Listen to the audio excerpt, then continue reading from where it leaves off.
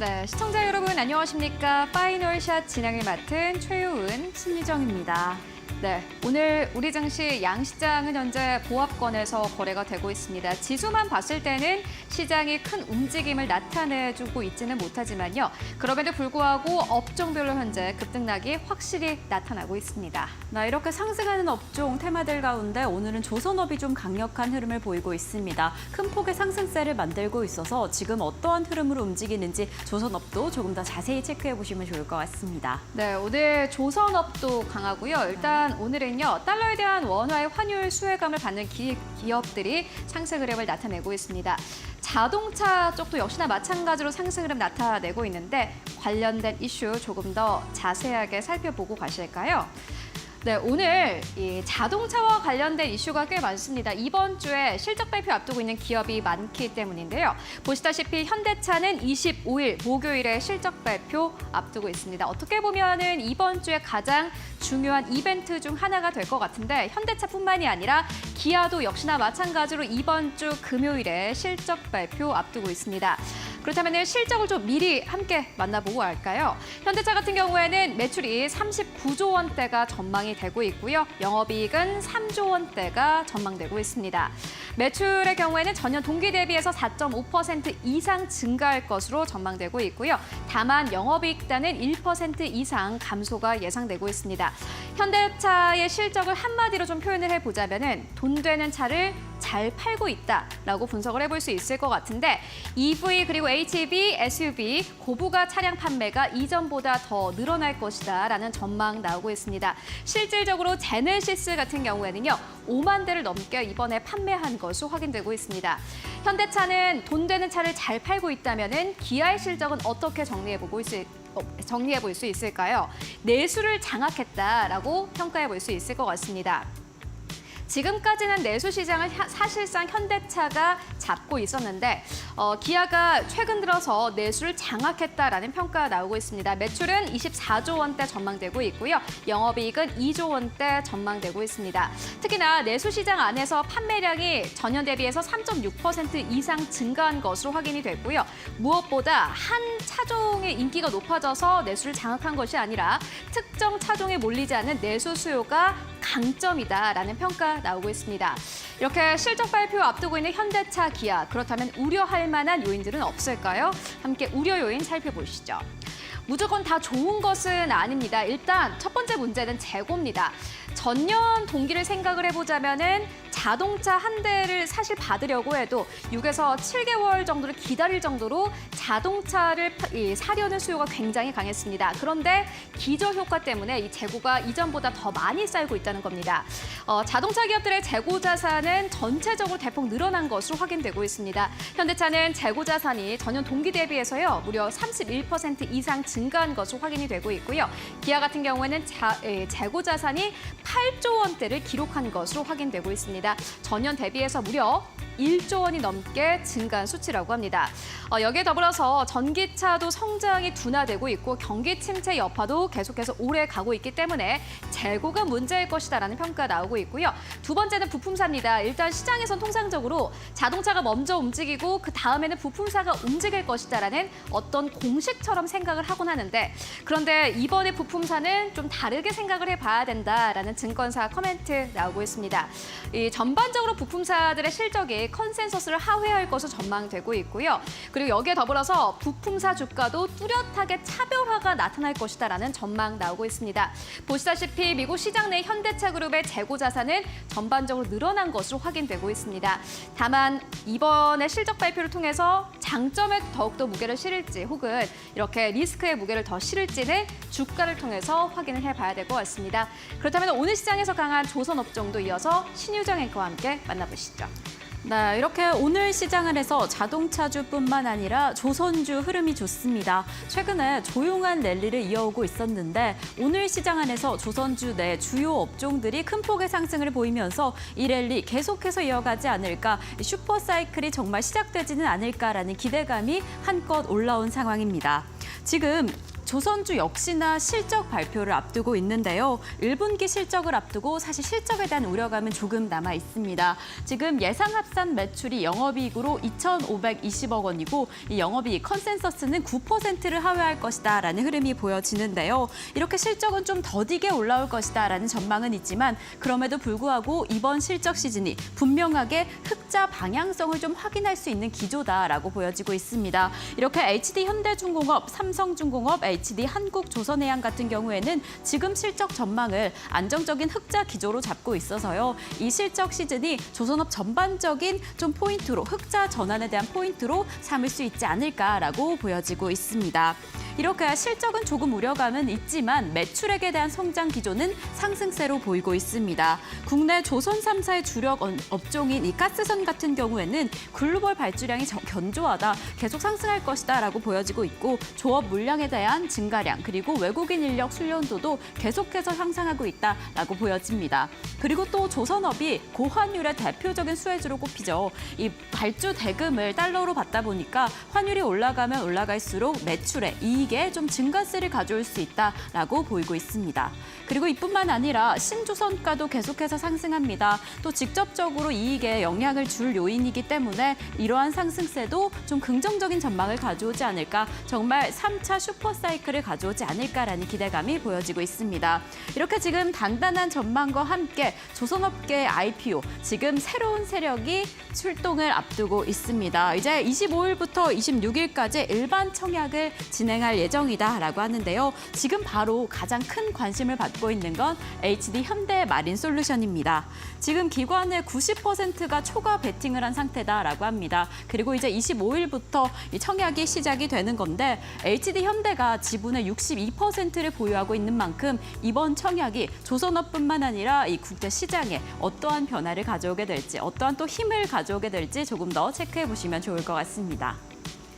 네, 이번 주에는 많은 기업들이 실적 발표를 앞두고 있는 상황입니다. 실적에 따른 주가 영향, 오늘도 함께 여러 가지 분석들 나눠보도록 하겠습니다. 그렇다면 파이널샷 출발해볼까요? 네, 그럼 오늘의 파이널샷 출발합니다.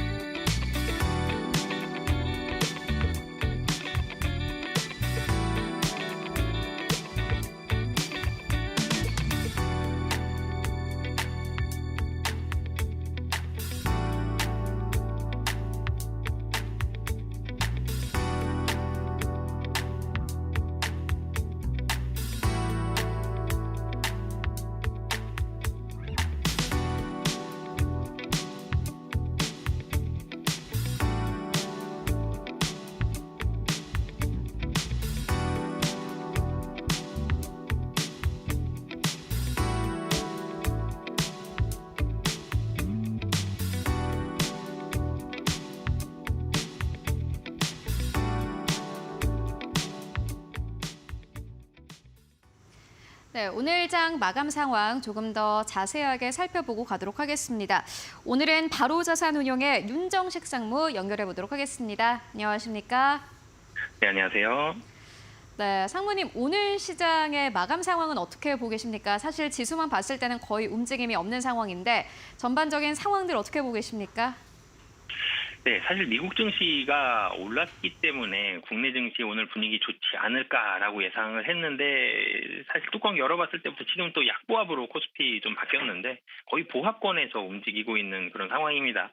예상과는 좀 다르게 움직이는 이런 모습들이 있고 외국인의 매도도 생각보다는 좀 많죠. 지금 1,837억 원 매도를 하고 있습니다.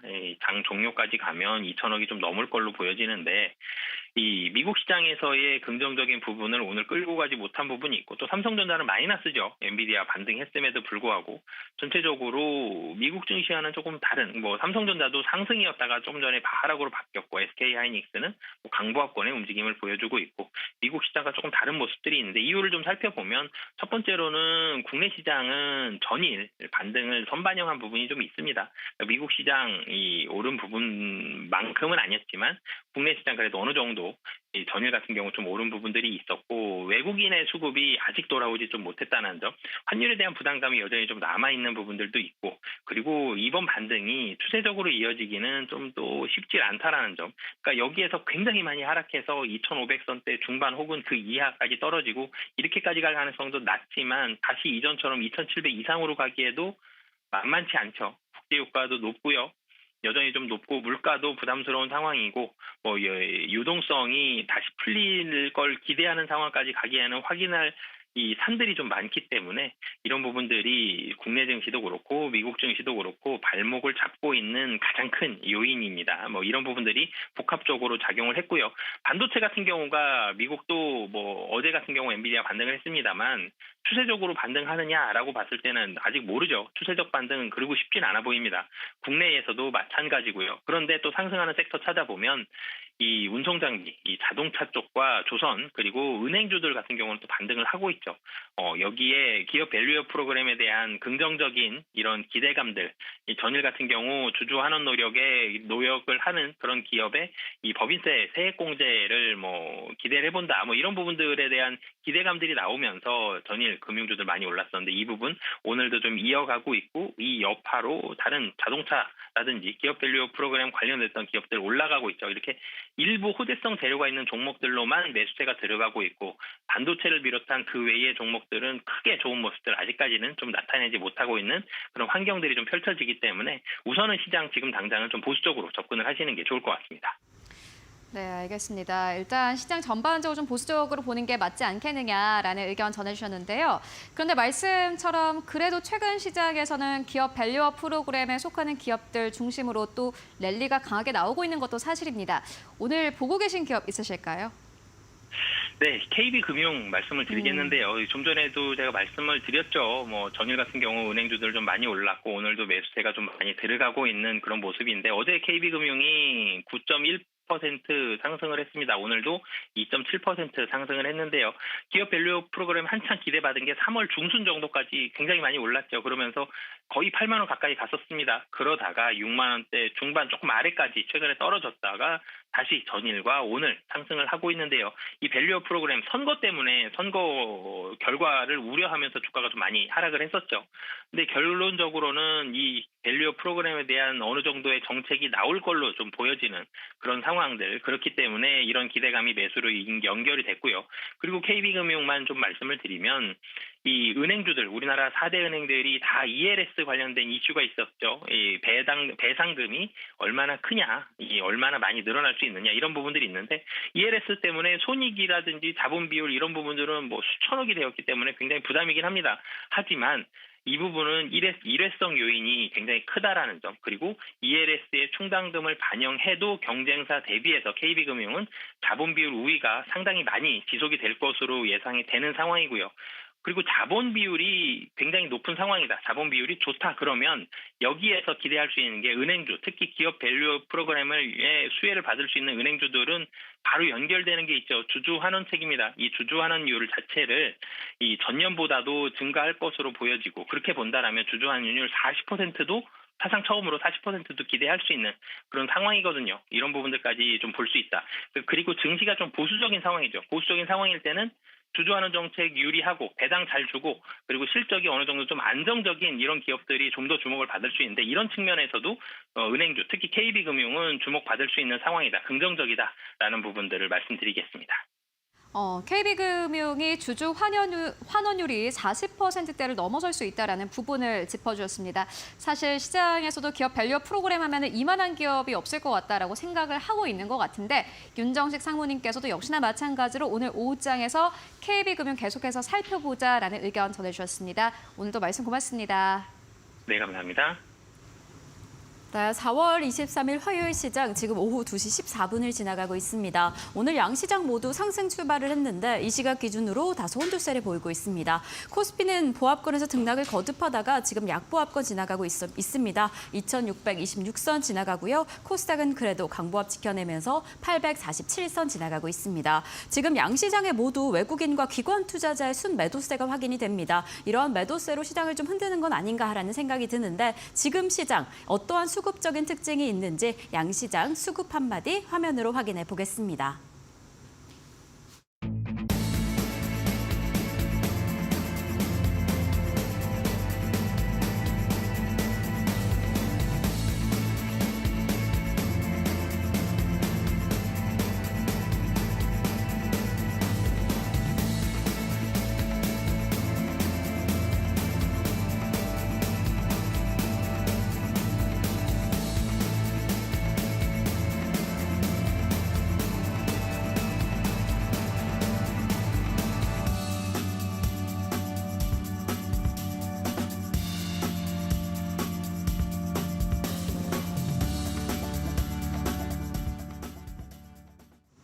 네, 지금 우리 시장은 어떠한 수급적인 특징을 가지고 흘러가고 있을까요? 두 분의 전문가님 모시고 지금 수급 상황 이야기해 보도록 하겠습니다. 헤르메스 스탁의 하청환 본부장님 그리고 펀스탁의 이주호 본부장님 나와주셨습니다. 두 분 어서 오세요. 안녕하세요. 네, 이렇게 화요일 시장 힘차게 흘러가고 있습니다. 두 분께서 지금 수급 상황을 이야기해 주셨는데 본부장님께서 이야기해 주신 내용부터 먼저 짚어보고 넘어가 보도록 하겠습니다. 지금 미국의 1분기 국내 총생산도 그리고 3월의 개인 소비 지출 지표도 대기하고 있는 상황인데 이를 앞두고 지금 미국이 관망세를 보이고 있다라고 이야기를 해주셨어요. 이것도 우리 수급 상황에 좀 영향을 미치게 될까요? 그럼요. 네, 네. 크게 영향을 미칠 수 있다라고 보시면 좋을 것 같고요. 네네. 왜냐면은 사실 이제 전반적으로 반도체 중심에서의 수급 흐름들이 유지가 되고 있었는데 이게 이제 3거래일 전부터 또 좀 깨지는 흐름들이 나타나고 있습니다. 금일 같은 경우도 하이닉스나 삼성전자에서의 외국인의 대규모 매도 흐름들이 좀 나오고 있는 상황이기 때문에 사실상 이제 국내 증시에서 외국인의 수급을 좀 뜯어보면 저 PBR과 관련되어 있는 종목군들과 반도체 중심으로 들어온 수급이 외국인이 한 17조에서 18조 이상 들어와 있다라고 보시면 되거든요. 근데 그 중에서 단기간에 이제 1.1조 이상이 반도체에서 좀 이탈이 되고 있고요. 물론 오늘 같은 경우는 저 PBR 쪽으로의 수급 흐름들이 좀 일부 나타나고 있긴 하지만 단기적으로 실적 시즌을 진입을 하고 있는 이 시점에서 이렇게 좀 관망 흐름이 나타나고 있다는 거는 그만큼 금리에 대한 변동수들 그리고 거기에 따른 실적에 대한 변동수를 시장에서는 좀 지켜보겠다라는 시선으로 보시면 좋을 것 같습니다. 그러다 보니까 금일 시장에서는 이제 코스피도 그렇고 코스닥도 그렇고 양시장 모두 외국인 기관의 양매도가 나타나고 있고요.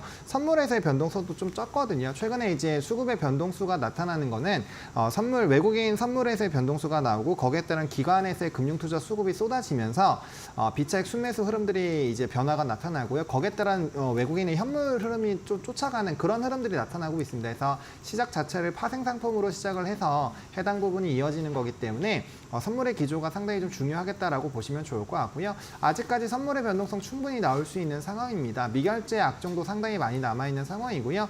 좀 쉽게 이해를 해보자면 총 누적이 지금 한 4조, 최근에 한 5조 정도 나갔고요. 지금 이제 누적 매도가 한 4조 정도 규모로 좀 파악이 되고 있는데 해당 부분에서 추가적으로 2.5조 수준은 더 이탈이 나올 수가 있습니다. 그렇게 된다라고 한다면 금융투자에서의 수급 이탈이 기관에서의 수급 이탈이 한 최소 1.5조 정도는 더 나올 수 있다라고 시장의 흐름들을 파악을 해보실 필요가 있을 것 같고요. 다만 금일 시장에서는 이런 수급의 변동성이 일부 제한이 되어 있는 상황이기 때문에 눈치 보기 장세가 유지가 되고 있다라고 보시면 좋을 것 같고 저 PBR 쪽에서의 일부 종목군들 굉장히 수급 흐름들이 강함에도 불구하고 일단 시장의 흐름들이 좋지 않다라는 거는 삼성발 그리고 하이닉스발 수급의 기조를 보셔야 될 것 같고요. 요건 이제 3월 19일 이후부터의 수급 데이터를 보면은 해당 관련된 부분으로의 좀 집중도가 70% 이상이 유지가 되고 있기 때문에 해당 흐름들이 깨진다라는 관점으로 본다라고 한다면 시장 자체의 성격이 바뀔 수가 있고요. 거기에 따른 주도주의 변화도 일부 나타날 수 있기 때문에 해당 흐름의 변화가 시장의 색깔을 바꾸고 시장의 상단도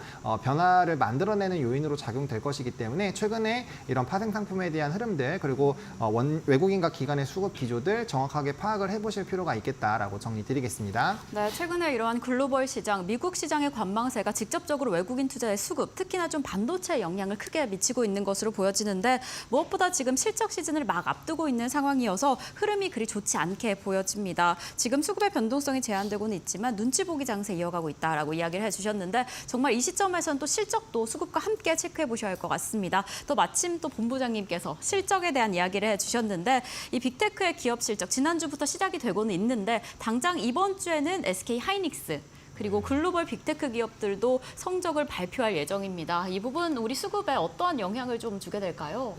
아무래도 지난주에 좀 공포를 경험하셨을 것 같은데 그쵸, 네. 코스닥 3% 빠지고 그날 이제 반등이 1.5% 이상 반등 나왔던 그날을 기억하실 겁니다. 그만큼 변동성이 클 만한 이벤트들이 지금 있기 때문에 이번 주에 이 부분을 좀 경계하셔야 된다 이렇게 말씀을 드리고 싶고요.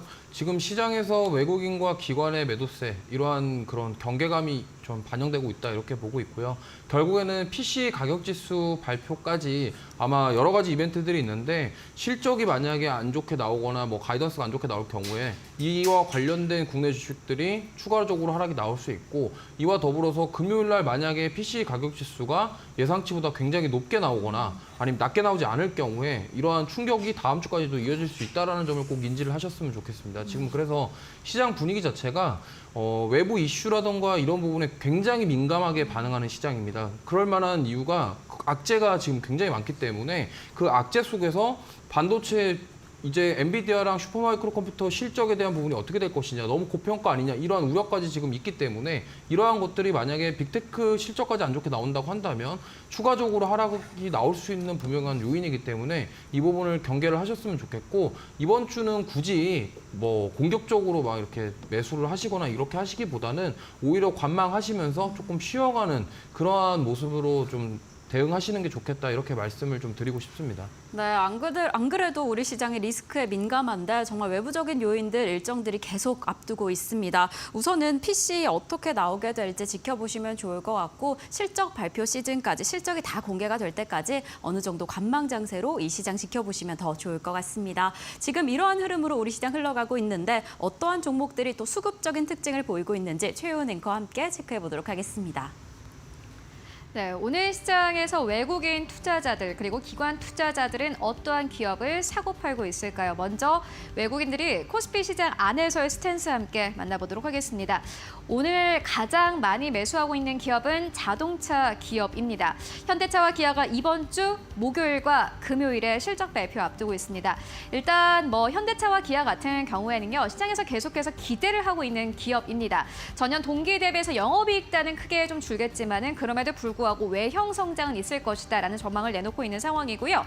그리고 세 번째 기업으로는 KB금융입니다. 앞서서 저희 파이널샷에서 또 코너를 통해서 만나본 기업이기도 한데 KB금융도 역시나 마찬가지로 호실적 관련주 그리고 기업 밸류업 프로그램에도 속해 있는 기업이기도 합니다.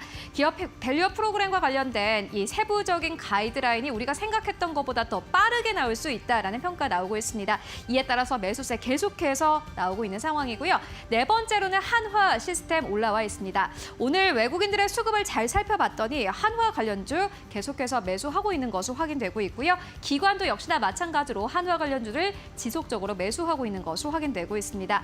다섯 번째로는 현대로템 올라와 있습니다. 수은법 개정을 통해서 사실상 가장 큰 수혜를 받을 것이다라는 증권사의 커멘트가 나온 기업이기도 합니다. 오늘 여러 가지 이슈가 있는 기업들 중심으로 매수가 나오고 있고요. 반면에 매도 나오고 있는 기업은 삼성전자, SK 하이닉스입니다. 전체적으로 반도체를 판다라기보다는 지난주에 워낙 많이 사들이기도 했고요. 또 워낙 주가가 크게 올라온 상황입니다.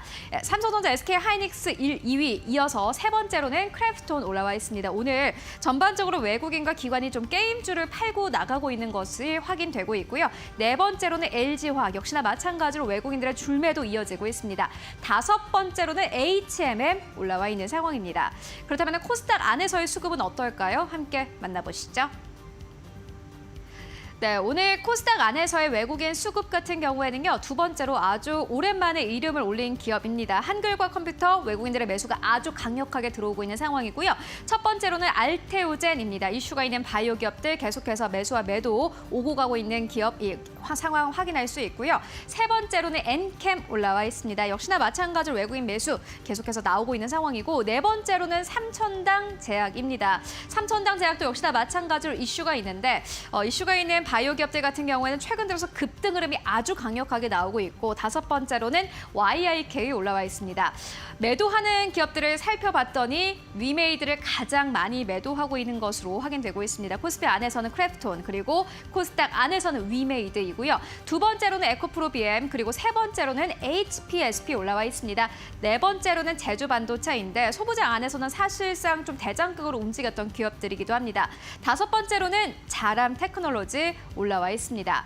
그렇다면은 기관 투자자들은 오늘 시장에서 코스피 안에서 어떠한 기업들을 사고 팔고 있을까요? 함께 만나보시죠.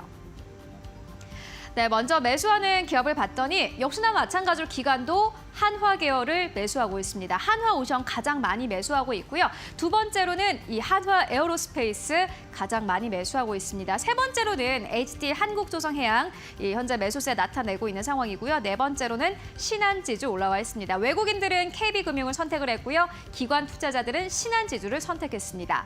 다섯 번째로는 삼성중공업, 사실상 조선사 가운데서는 호실적이 유일하게 기대가 되는 기업이기도 한데 삼성중공업이 또 올라와 있고요. 매도하는 기업들을 살펴봤더니 삼성전자 가장 많이 매도하고 있고 두 번째로는 하이브 올라와 있습니다. 어제부터 이슈가 있었고요. 계속해서 조금 이슈가 나오고 있습니다. 공시도 계속해서 나오고 있으니까요.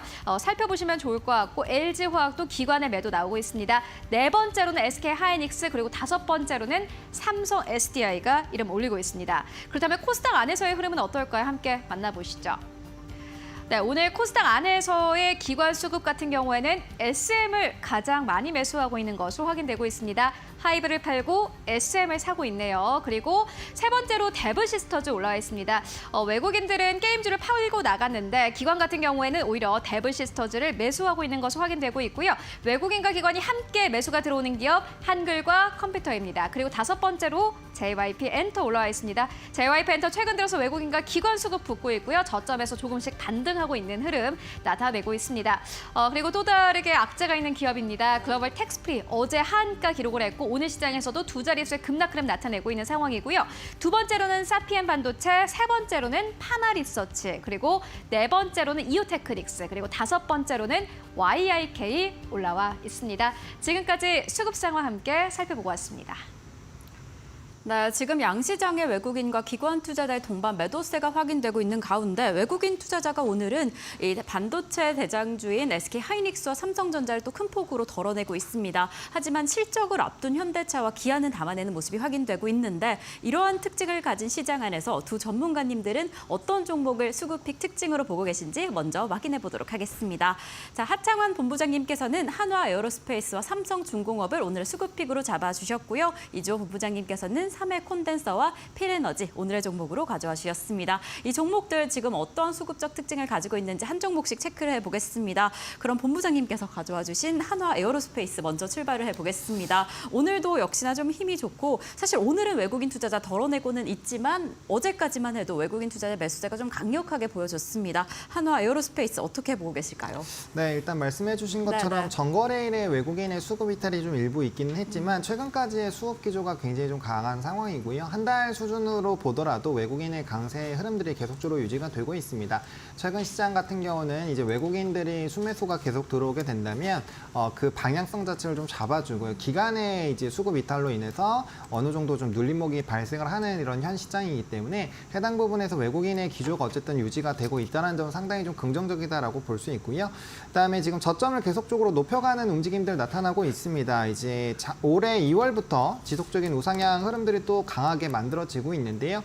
해당부터 뭐 4월까지 지속적으로 고점이 나오고 이제 다시 한번 눌림목이 두 번이나 나오고 있지만 저점 자체를 높여나가는 흐름들이 유지가 되고 있다라는 점, 그리고 정부 차원에서의 이런 뭐 방문이라든지 추가적인 수주에 대한 모멘텀이 굉장히 강하다라는 점, 오늘 한화 에어로스페이스를 제외하더라도 나머지 방산 쪽에서의 수급 기조가 굉장히 강하다라는 점을 봤을 때 일단 산업적인 기대감은 충분히 나와 있다라고 보시면 좋을 것 같고요.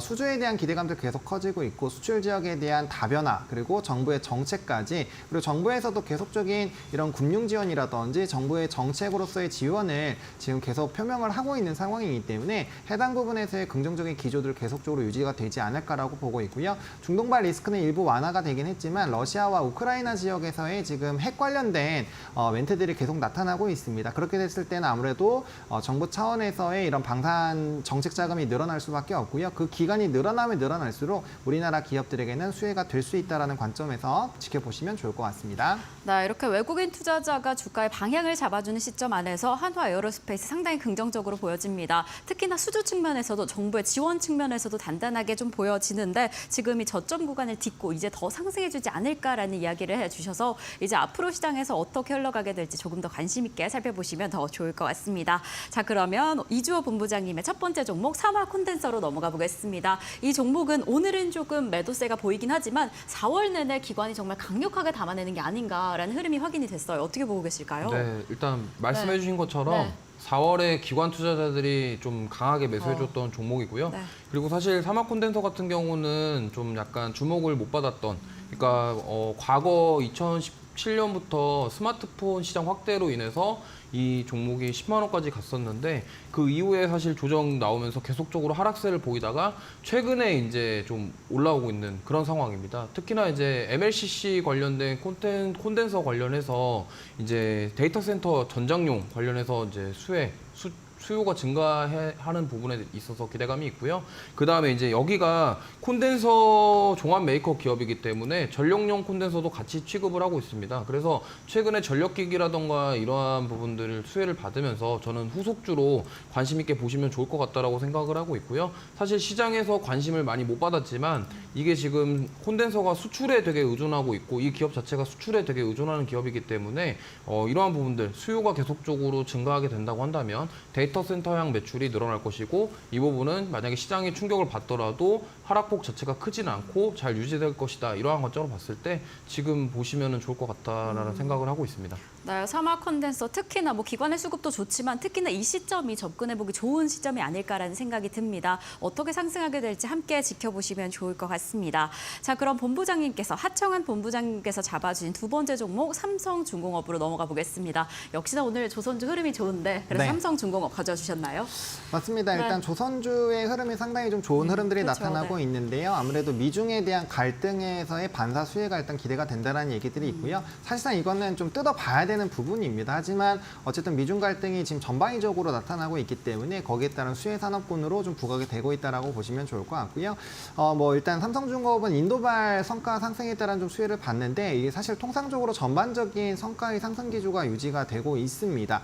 게다가 이제 MRO 시장에 대한 확대 기대감이 나타나다 보니까 하나오션과 삼성중공업 중심으로 이벤트가 좀 발생을 하고 있다라고 보시면 좋을 것 같고요. 추가적인 뭐 지금 잠수함 관련된 이벤트도 좀 새롭게 부각이 된 바가 있기 때문에 향후 수주에 대한 모멘텀들 충분히 좀 기대를 해보시면 좋을 것 같습니다. 일단 조선업에 대한 긍정적인 기조는 사실 27년, 28년까지 이미 가이드라인이 좀 나와 있는 상황입니다. 슬롯에 대한 얘기들, 카타르와 모잠비크의 대규모 수주에 대한 이벤트들이 앞으로도 굉장히 좀 산적해 있는 상황인데요. 다만 이 조선업이라는 산업의 좀 사이클을 이해를 해보실 필요가 있는데 전통적인 헤비테일 산업입니다. 최근에는 공급자 우위로 넘어가다 보니까 스탠다드 쪽으로 좀 넘어가긴 했지만 어쨌든 인도 시기에 가장 많은 이제 장부가에 반영되는 그런 산업군이다 보니까 수주가 받은 것들 통상적으로 한 2년 정도의 시간이 걸린다라고 보시면 좋을 것 같습니다. 그래서 최근에 흑자 전환이 나오는 것은 21년도, 22년도에 수주 받았던 내용들이 반영이 되고 있는 상황이고요. 최근에 이제 조선가가 굉장히 높은 흐름들은 이제 25년에서 6년 정도에 반영이 될 거기 때문에 좀 중장기적인 관점으로 보실 필요가 있을 것 같고요. 또 조선업이 반도체와 더불어서 작년 11월로 기점으로 관세청의 데이터를 봤을 때 수출에 대한 데이터가 가장 많이 성장이 나온 산업군 중에 하나입니다. 그러다 보니까 시장에서 좀 주목도를 크게 받고 있다라고 보시면 좋을 것 같고 해당 산업군에서도 최근에 굉장히 좀 긍정적인 뉴스들이 쏟아져 나오고 있기 때문에 이 관련된 부분에서의 집중도 여전히 유지가 되지 않을까 정도로 말씀을 드리겠습니다. 네, 삼성중공업 무엇보다 이 조선 섹터가 워낙 좀 전망이 좋기 때문에 함께 지켜보시는 게 중요할 것 같은데 이 조선업은 수주에서 매출 성장액이 좀 상당히 긍정적이다라고 보여지는 측면입니다. 그래서 어찌 보면 메인 메인 종목이다 할 수 있는 삼성중공업 어떻게 더 이 조선 사이클을 타고 이어가게 될지 체크해 보시면 좋을 것 같고요. 그러면 이주호 본부장님께서 잡아주신 두 번째 종목 필에너지 체크를 해보겠습니다. 필에너지 지금 수급 상황은 좀 어떻게 보여지고 있을까요? 일단 수급이 막 그렇게 강력하진 않고요. 아, 네네. 네, 조금씩 외국인 투자자들의 수급이 들어왔다 나갔다 하고 있는 상황입니다. 사실 뭐 수급보다는 저는 이제 삼성 SDI에 조금 집중을 하고 싶고요. 이제 필에너지 2대 주주가 삼성 SDI고 과거에 3월에도 이제 배터리데이 이후에 정말 강한 상승 나왔다가 지금 좀 눌림자리라고 저는 보고 있습니다. 그렇기 때문에 사실 삼성 SDI에서 이제 포부를 밝혔던 원통형 배터리 그리고 이제 전고체 배터리 이 두 가지와 관련된 수혜 종목이다 저는 이렇게 보고 있습니다. 그리고 지금 주가가 조정이 나온 상황인데 사실 25,000원대 가격대 자리를 잘 지켜주는 모습을 봤을 때 역시나 저점을 높여가는 그런 흐름이 깨지진 않았다. 이렇게 봤을 때 눌림 이후에 다시 한번 돌파가 나오지 않을까 이렇게 보고 있고요. 사실 뭐 2차 전지 양극재 시장이 너무 지금 뭐 안 좋다 이런 말들이 너무 많아서 사실 2차 전지 쪽에 관심이 없으신 분들이 많으실 텐데 사실 뭐 양극재 시장보다는 이제 앞으로 새롭게 역사를 써나갈 원통형 배터리와 전고체 배터리 쪽은 성장성에 대한 부분들은 우리가 기대해 볼 수 있기 때문에 이 부분을 봤을 때 우리가 삼성 SDI 같은 경우는 지금 눌렸다가 다시 한번 또 상승이 나오고 있거든요. 그러다 보니까 이제 삼성 SDI가 이제 2대 주주로 있는 이 기업은 정말 한번 우리가 눈여겨볼 만하다 이렇게 좀 생각을 하고 있고 그런 관점에서 접근해 보면 좋을 것 같아서 말씀을 드립니다. 네, 이렇게 두 번째 수급픽 종목으로 필에너지 잡아주셨습니다. 정말 요즘에 2차 전지가 쉽지 않게 흘러가고 있어서 접근해도 되나 어떻게 살펴보면 좋을까 참 고민이 많으실 텐데 그래도 이 종목은 무엇보다 삼성 SDI의 흐름과 함께 가지 않을까라는 생각도 들고 원통형 배터리와 이 전고체 배터리의 전망은 또 밝게 보여지니까요. 그 부분 함께 체크해 보시면 좋을 것 같습니다. 자, 그럼 두 분의 전문가님과는 오늘 여기에서 인사드리겠습니다. 여기까지 하창한 본부장님과 이주호 본부장님과 함께했습니다. 두 분 감사드립니다.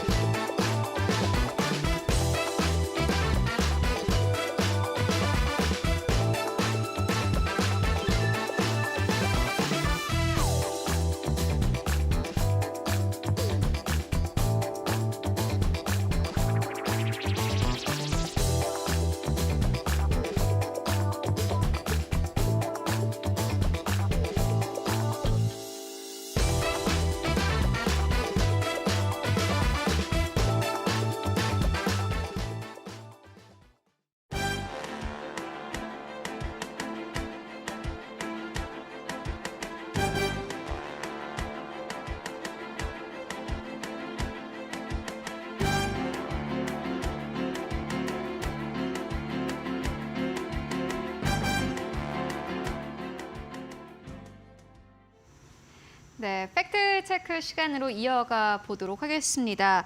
네, 오늘은요 이데일리 증권시장부의 최훈길 기자 모셨습니다. 안녕하십니까? 안녕하십니까? 네, 오늘은 어떠한 이슈 준비하셨습니까? 예, 오늘은 어제 이제 금융위에서 발표를 한 ESG 의무 공시와 관련된 준비를 해왔는데요. 이 제목을 뭘로 지을까 하다가 고민하다가 갈팡질팡 ESG 그래도 투자에서 중요한 이유 이렇게 꼽았는데요. 사실 ESG가 중요하고 사실 앞으로 이 흐름은 무시할 수 없는 흐름인데 항상 기사를 쓸 때마다 느끼는 게 정말 클릭수가 안 나오는 아이템입니다. 이게 많은 이렇게 열심히 이게 많이 이게 취재를 해야 되고 이게 간단한 내용이 아니기 때문에 사전 취재도 많이 하는데 독자분들이나 투자자분들이 생각보다 많이 그 기사를 읽는 그런 아이템은 아니거든요. 근데 이제 사실 그럼에도 준비를 해온 게 어제 이제 금융위에서 ESG 의무 공시 기준 초안을 발표를 했습니다. 그러니까 전체 전문은 이제 30일 날 다음 주에 이제 공개가 되는데요. 그래도 주요 글자가 이제 발표됐기 때문에 사실 이게 ESG 의무 공시 기준 초안이라는 게 요번에 한번 발표가 됐고 그리고 나서 이게 시행되는 게 2026년 이후니까요. 한번 이 아이템이 어떻게 가는지 초안의 흐름을 한번 보시면 앞으로 5년, 앞으로 길게는 뭐 10년 동안 ESG의 흐름을 한번 보실 수 있기 때문에 이 아이템을 준비해 왔고요. 특히나 ESG라는 게 과연 될까라는 또 그 의문을 가지고 계신 분들도 많으실 텐데요. 그럼에도 저는 그 중요한 이유가 뭐냐면 22대 국회가 5월 30일 날 이제 다음 달에 이제 개원을 하잖아요. 근데 민주당이 요번에 낸 이제 총선 공약을 보면은요. ESG 관련된 내용이 상당히 많이 들어가 있습니다. 주로 이제 법을 개정을 하거나 아니면 특별법을 만들어서 ESG 관련된 그런 흐름을 강화하자는 그런 내용도 나오고요. 또 공공기관에 대한 ESG 평가를 강화하는 내용도 있기 때문에 공공기관에서 좀 제일 중요한 게 또 경영평가라고 할 수 있거든요. 거기에도 반영하는 내용이 있고요. 또 하나는 이게 어떻게 되든 이 상황이 ESG가 후퇴하든 어떻게 되든 지금 모호한 상황이잖아요. 이런 상황에서 사실 회계 업계도 상당히 분주한 상황입니다. 이번 주 금요일 날 3일 회계법인이 ESG 의무 공시 관련된 토론회를 여는 걸 시작으로 해서요. 회계 업계 쪽에서도 ESG가 과연 어떤 방식으로 흘러갈지 이미 그 물밑에서 다양한 얘기들 하고 있고 토론회도 본격적으로 열고 있어가지고요. 그런 흐름도 같이 보시면 좋을 것 같고요. 사실 뭐 지난 그 대선 토론회에서도 아리백 놓고 여러 얘기가 많이 나왔는데 향후 대선이나 아마 그 향후 선거 국면에서도 ESG가 좀 어떤 흐름으로 가는지 미국의 같은 경우에는 11월 대선 경과에 따라서도 ESG 영향이 있기 때문에요. 그런 트렌드도 같이 함께 한번 보시면 좋을 것 같아가지고요. 그런 내용으로 준비해봤습니다. 네, 알겠습니다. 뭐 ESG라는 단어 여러분들 다 한 번쯤은 들어보셨을 것 같은데 약간 처음 이야기가 나왔을 때보다는 약간 후퇴한 것 같다라는 생각이 들기도 합니다. 그렇다면은 ESG 의무 공시 기준 초안이 이제 발표됐다라고 하셨는데 초안부터 좀 설명해 주시죠. 예, 사실 ESG 의무 공시 기준으로 하면 이게 이 내용이 어떤 환경 그 사회 지배구조 그 내용 중에 주로 내용은 보면은 기후 관련 내용을 중심으로 이게 진행되는 걸로 보시면 됩니다. 그러니까 쉽게 말씀드리면 그동안의 어떤 제조업체, 뭐 자동차 공장이라고 예를 들면은요, 뭐 자동차를 만들고 하는 과정에서 이제 온실가스가 배출이 됐을 경우에 그동안에는 이 배출량이 어느 정도인지 그리고 향후에 이게 어떤 정도 배출량을 가는지 그게 재무제표에 반영되지 않고 그리고 그와 관련된 그 시나리오 뭐 우리가 내년도 뭐 계획 아니면 중장기 계획, 재무 계획이나 아니면은 그 구체적인 그 향후 사업 계획을 세울 때 뭐 온실가스 관련된 배출량이나 그런 것까지도 시나리오를 짜지는 않잖아요. 근데 ESG 의무 공시가 우리나라에 그 이르면 2026년부터 시행되면은요, 그런 것도 향후 시나리오까지 감안을 해서 온실가스 배출량이 어떻게 되는지 그런 것도 쭉 짜야 됩니다. 근데 이게 그냥 자율적으로 지금도 그 ESG 관련된 공시를 하거나 그런 기업들이 있지만 그 다 자율 공시인데 이제 앞으로는 의무 공시가 되고 그 의무 공시에 따라 허위 공시를 하거나 그러면 페널티를 그 금감원으로부터 받을 수 있기 때문에 그런 내용도 같이 한번 보시면 될 텐데 기업 입장에서 그러면은 아 그래 그 시대의 흐름이니까 공시를 하겠다. 그런데 현재까지 가장 헷갈리는 거는 그러면 공시를 하려면 어떤 기준으로 세워서 어떤 양식으로 어떤 내용을 하는지가 좀 공표가 돼야 되는데 그동안에 그런 내용이 아예 없었습니다. 그러다 보니까 각 기업마다 이렇게 개별적으로 이렇게 여러 들쑥날쑥한 정보들이 나오기 시작했는데 어제 이제 바로 그런 관련된 기준이 이제 처음으로 이제 발표가 돼서요. 좀 앞으로는 그런 기준에 따라 이제 그 기업들이 이제 공시를 해야 될 것이고 재무제표에 어떤 내용이 담겨 있는 거에 대해서 주로 이제 회계법인 등을 통해서 그것에 대한 이제 어떤 그 관련된 관리도 이루어질 것으로 보여가지고요. 요 내용이 초안이 좀 주목되는 상황입니다.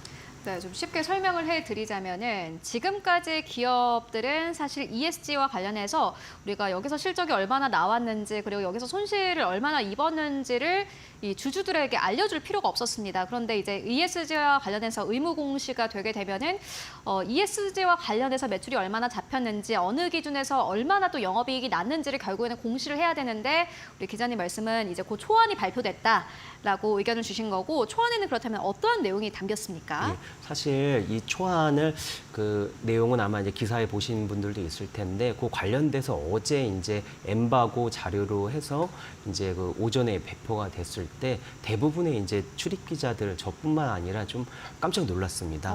그러니까 뭐 기자들 뭐 은어로 표현을 하자면 뭐 야마라고 해가지고 뭐 그 핵심 아니면 어떤 이 내용의 어떤 주제 그런 걸 이제 담은 거를 이제 뜻하는데. 네. 어제 그 발표된 자료를 보면 야마가 없었습니다. 그래가지고 네. 어떻게 이렇게 초안을 발표를 하는데 어떻게 이런 중요한 내용이 좀 없었을까 하는 그런 의구심이 들었는데 그중 기자들이 기다렸던 어떤 핵심 내용은 뭐냐면 이게 그 공시가 그럼 초안이라면 최종안은 언제 그럼 과연 발표가 되는지 그리고 향후에 이게 그러면 국내 기업한테 2026년 이후라고 했는데 2026년에 도입된다는 건 아니거든요. 그러니까 이후니까 2026년일 수도 있고 2027년일 수도 있는데 도입 시기에 대해서 명확히 나오지가 않았고요. 세 번째로는 그 예전에는 뭐 시가총액 한 2조 원 이상 대형 상장사부터 도입되는 게 아니냐라는 이제 관측이 나왔는데 이것에 대해서도 어떤 상장사부터 도입될지 그런 그런 순서와 그 내용도 나오지가 않았습니다. 사실 근데 이게 금융위 입장에서는 상당히 민감하게 생각하는 게 오늘 신문사에서 아침 신문에 이런 그 ESG 의무 공시가 2026년부터 시행된다고 보도를 한 그 아침 그 종합지 신문이 있었는데 보도하자마자 금융위가 바로 보도 설명 자료를 내가지고요. 그거는 그 확정된 바 없다라고 밝힐 정도로 금융위에서는 이 도입 시기에 대해서도 2026년이 아니다. 그 아직 정한 바 없다. 이렇게 민감하게 반응할 정도로 기자들이나 아니면은 업계, 기업에서 궁금하고 뭐 그런 회계 업계에서도 관심 가지고 있는 어떤 도입 시기 그런 부분에 대해서는 하나도 지금 확정돼서 발표되지 않아 가지고요. 그게 좀 놀라운 내용이었습니다. 그러니까요. 초안이 공개됐다고 하는데 세부적인 내용이 없었다. 일명 야마는 없었다라는 게 사실 굉장히 의문이 드는데 왜 없었던 걸까요? 예, 사실 그 금융위 금감원에 이제 다 취재를 해보니까 한 두 가지 이유가 있는데요. 첫 번째 이유 같은 경우에는 우선 기업의 부담을 고려했다고 합니다. 요즘에 보면은 고금리가 이제 뭐 작년 같은 경우에 보면 올해 뭐 3월부터 금리를 인하한다는 말이 뭐 관측이 나오기도 했지만 그것도 지금 꿈쩍 안 하고 있고요. 그렇죠. 뭐 상반기는커녕 뭐 한 9월쯤 가야 뭐 될 듯하고 뭐 3번까지도 인하 시기가 미국 금리 인하 시기가 인하를 할 것이라는 전망이 나오지만 한두 번 할까 뭐 그런 내용도 나오고 있는 상황에서 지난주에는 또 뭐 금리 인상설까지 나와가지고요. 네. 그래서 지금 기업들이 뭐 고금리 고환율에 이제 잔뜩 움츠리고 있는 상황이기 때문에 그런 상황에서 또 그 의무 공시 부담까지 안기는 거에 대해서 좀 그 당국 입장에서는 고민이 있었다고 하고요. 두 번째로는 미국 상황입니다. 사실 미국 같은 경우에는 재작년에 그 ESG 초안이 발표가 됐고요. 그리고 지난달에 이제 최종안이 발표가 됐는데요. 이 안을 보면 그 최종안이 그 초안보다 좀 완화된 수준으로 발표가 됐습니다. 뭐 스코프 3라고 해가지고요. 여기 배출량 관련된 협력 기업까지 쭉 아우르는 그런 거를 다 공시하는 내용이 최종 안에는 빠졌거든요. 그런데 요거와 관련돼서도 미국에서는 이 안에 대해서도 소송전이 제기되는 등 그나마 완화한 최종안에 발표했는데도 지금 현재 소송전이 나와가지고요. 그거에 대해서도 좀 곤혹스러운 지금 상황이라서 저 정부 입장에서는 그런 미국 상황도 좀 고려했다고 합니다. 네, ESG 이제 의무공시 초안 공개가 됐지만은 그 안에 핵심 내용이 없었던 것은 기업에게 부담이 될 수 있고, 두 번째 이유로는 미국 안에서의 내부적인 상황 때문에 사실 우리는 좀 따라가는 입장이다 보니 그걸 좀 기다려야 될 수밖에 없을 것 같은데, 미국 소송전 이야기를 조금 더 자세하게 한번 해볼까요? 예, 그게 미국 같은 상황이 우리나라에서도 닥칠 그런 우려가 있기 때문에 당국은 좀 상당히 지금 조심스러운 상황인데요. 그러니까 미국 같은 경우에는 소송을 어디에서 냈냐면 공화당 측에서 기후 의무화를 하는 거를 왜 이거 기업 자율로 해야 되는데 왜 미국의 SEC가 미국의 이제 금융당국이 왜 강제를 하냐 해가지고 그런 거에 대해서 문제 제기를 했고, 또 한쪽에서 환경단체 쪽에서는 이 최종안이 초안보다 완화가 됐잖아요. 그러다 보니까 일부 조항이 빠지기도 했고요. 그러다 보니까 환경단체 쪽에서는 왜 이게 빠지게 됐냐, 중요한 내용이 왜 빠지게 됐냐, 그렇게 문제 제기를 하면서 환경단체에서도 소송을 걸면서 미국 쪽에서는 일단 이걸 스톱하고 지금 소송 관련된 대응부터 하겠다, 그런 입장이라서요. 지금 11월에 트럼프가 당선될 가능성도 있잖아요. 그죠. 그러니까 당국 쪽에서는 공화당 입장도 지금 감안을 할 수밖에 없는 상황이기 때문에 우리나라도 미국이 이렇게 지금 소송에 잡혀서 신중한 상황에서 우리가 먼저 이거를 또 강제하면서 그렇죠. 기업들한테 언제부터 하겠습니다. 이거를 의무적으로 강제적으로 공시를 하십시오라고 하면 그쪽에서도 또 미국의 어떤 기업이나 아니면 뭐 정당이나 그런 쪽에서 아니면 환경단체 쪽에서도 소송을 또 걸 수가 있거든요. 그렇죠. 그렇기 때문에 상당히 좀 신중한 상황으로 보입니다.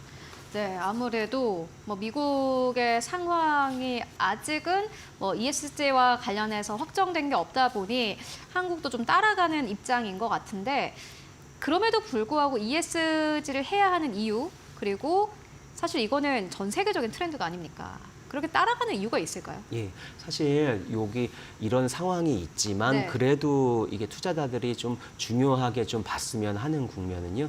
어제 이제 자료를 쭉 보면서 느낀 게 그래도 이게 속도 조절을 하거나 아니면 이거와 관련된 여러 후퇴하는 게 아니냐 이런 우려가 나오지만, 그럼에도 기후 관련된 공시는 거스를 수 없는 대세구나, 그런 내용이 느껴졌는데요. 이 의무 공시가 언제 도입이 되든 어느 기업에 도입이 되든 앞으로 이런 기후 관련된 기업들의 내용은 공시를 무조건 해야 되는 그런 시대로 갈 것으로 전망됩니다. 그러니까 의무 공시의 내용을 보면은요, 이 기업들이 향후에 얼마나 온실가스 배출량을 하는지 그 관련돼 대해서 공시를 해야 되는 그런 의무 공시를 했을 경우에요. 그런 내용이 들어가고요. 그리고 경영진들도 이와 관련된 어떤 걸 보고 있는지 경영진의 상황, 그런 것도 공시 안에 들어가야 되고요. 또 앞으로 기업들이 관련된 얼마나 어떤 기후 공시와 관련된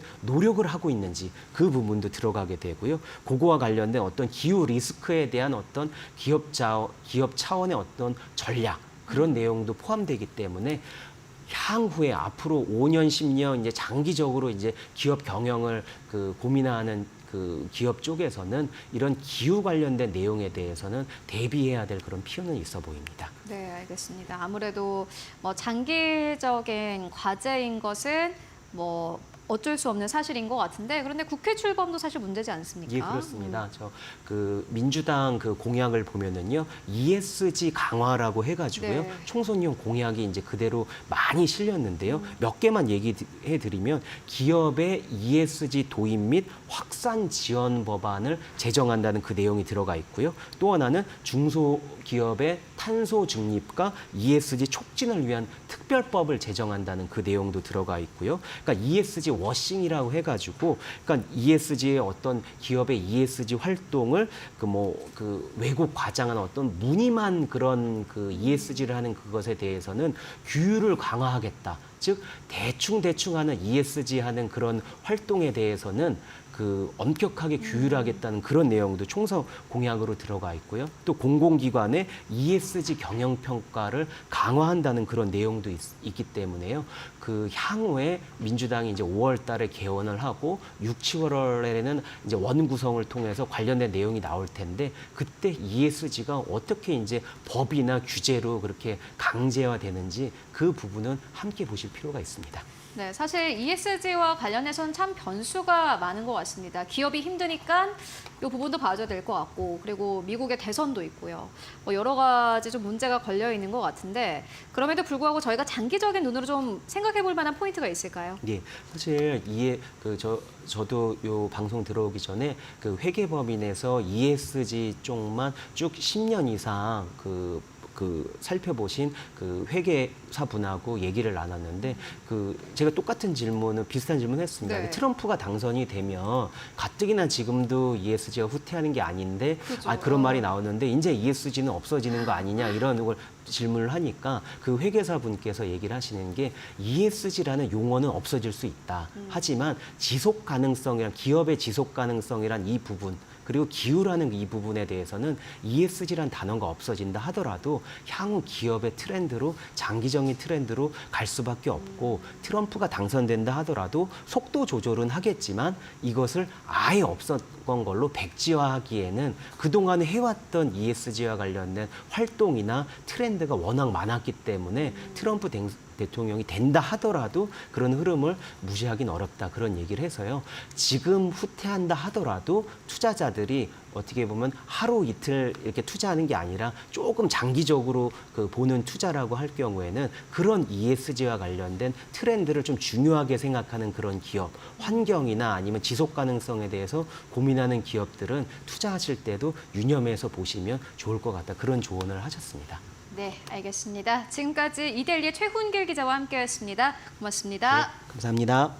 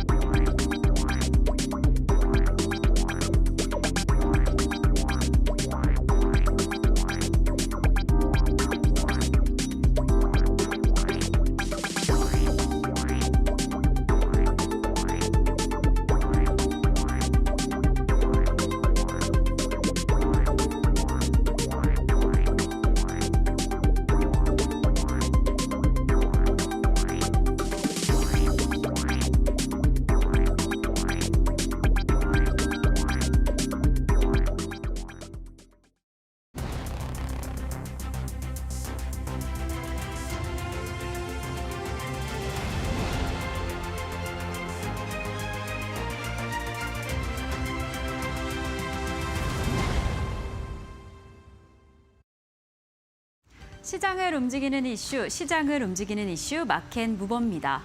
올해 초 우리 시장을 정말 뜨겁게 달궜던 밸류업 프로그램, 그리고 관련된 저PBR 관련주들, 총선 이후에는 기대감과 함께 힘을 좀 잃는 듯한 모습이었는데요. 하지만 최근에는 관련 종목들 같이 움직이고 있습니다. 그래서 이 시점에서 관련 종목들 어떻게 흘러가고 있는지 체크해 보시면 더 좋을 것 같습니다. 우선 이 밸류업 프로그램은요, 정부가 가진 순자산보다 기업 가치가 낮은 기업을 제고하기 위해서 추진하려던 정책이었는데, 올해 초 이 때문에 이러한 기대감과 함께 저PBR 관련주들 상승의 흐름을 가져오고 있었습니다. 하지만 총선 이후에 여야 간의 갈등이 있다, 좀 의견 충돌이 있다라는 이야기 때문에 추진력을 다소 잃는 듯한 모습이었죠. 이 때문에 4월 초에 관련주들 좀 힘을 잃는 듯한 모습이었는데, 최근에 이 밸류업 프로그램 연속성과 방향성은 잃지 않았다라는 이야기가 나오고 있습니다. 이는 최상목 경제부총리의 발언 때문이었는데, 어떤 이야기를 했는지 함께 체크를 해보겠습니다. 나오겠습니다. 네, 최상목 경제부총리 겸 기획재정부 장관은 워싱턴 DC 세계은행에서 밸류 프로그램 그 방향성은 변함없이 추진할 것이다라는 발언을 했습니다. 어떤 이야기인지 살펴보면요. 그 이야기 안에서는 배정 확대 기업주주 소득에 대한 이야기를 다시 한번 언급하면서 이 배당소득 분리과세에 대한 이야기를 한 건데요. 이 당초의 계획대로 계속해서 추진하겠다라는 뜻을 다시 한번 분명히 했습니다. 이 안에는 이 배당소득세를 완화해서 기업의 고배당 정책을 독려하고 국내 증권시장의 투자, 활성화를 이끌겠다라는 이야기를 한 건데요. 이렇게 이 의지를 다시 한번 견고히 밝히면서 이로 인해서 밸류 프로그램 관련주들 다시금 움직이기 시작했습니다. 그런 이 시점에서 이 저PBR 관련주들, 밸류업 관련주들을 좀 체크해 보셔야 할 것 같은데 이 안에는 어떤 관련주들이 함께 움직일까요? 이 대표적인 저PBR 관련주로 꼽히는 것들은 바로 지주, 은행사, 금융사로 꼽히고 있습니다. 이러한 종목들이 정말 연초에 상승의 힘을 보이다가 4월에 좀 힘을 잃는 듯한 모습이었죠. 하지만 최근에 다시금 이렇게 움직이고 있습니다. 우선 이런 밸류업 프로그램은 2차 가이드라인이 5월경에 나온다라고 합니다. 그래서 이 가이드라인이 어떤 방향성을 잡을지 그 의지와 함께 조금 더 단단하게 기대감을 충족시켜줄 수 있을지는 체크해 보셔야 할 것 같고요. 그 외에는 실적입니다.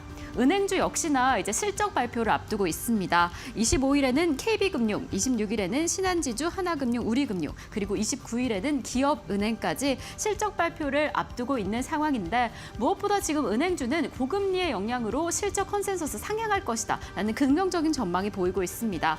그리고 이뿐만 아니라 지금 1분기 실적 안에는 홍콩 ENS와 같은 방향으로 이미 낮아진 컨센서스를 웃돌 가능성이 있다. 그래서 좀 긍정적인 전망이 있다라고 보여지고 있습니다.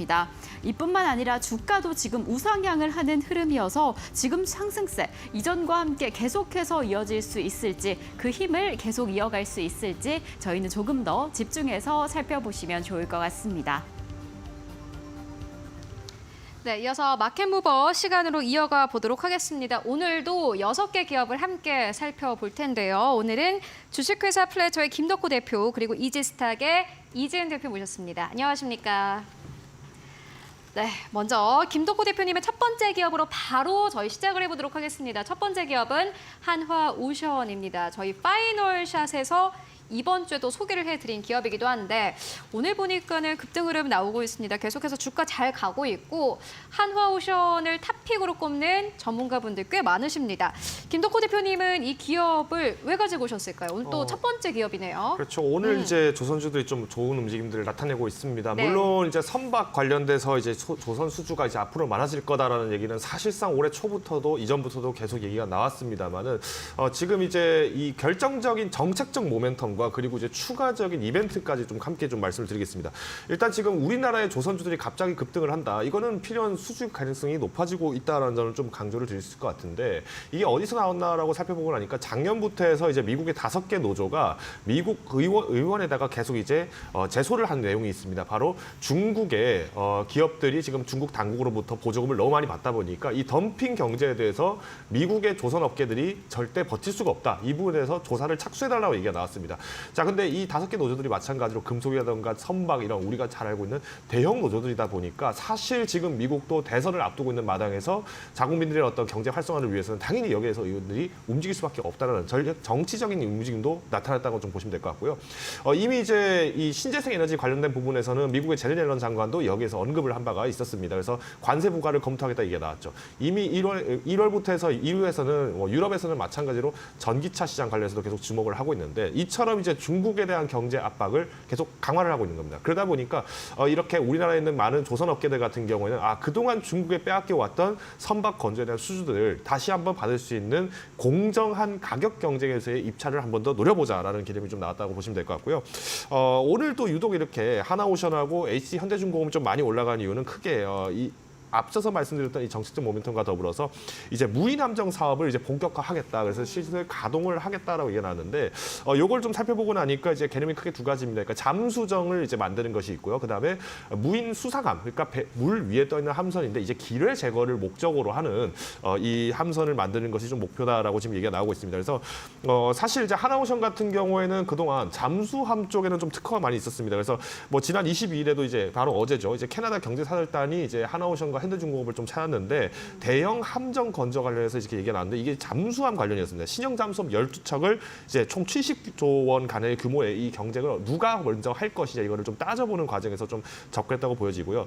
요 사업은 26년도 먹거리이기 때문에 아직까지 조금 기대가 좀 있습니다만은 조금 더 주목을 해보실 필요가 있다라고 말씀을 드리겠습니다. 그동안 하나오션이 사실 뭐 카타르로부터 LNG선 수주했다 이 내용들은 이미 선 발행된 호재다 보니까 지난 한 달 전에 비했을 때 지금 현행 주가는 이처럼 이제 조선 선박 자체에서 한국 업계에 대한 호혜가 조금 더 커질 것이라는 전망을 좀 보시면 좋을 것 같고요.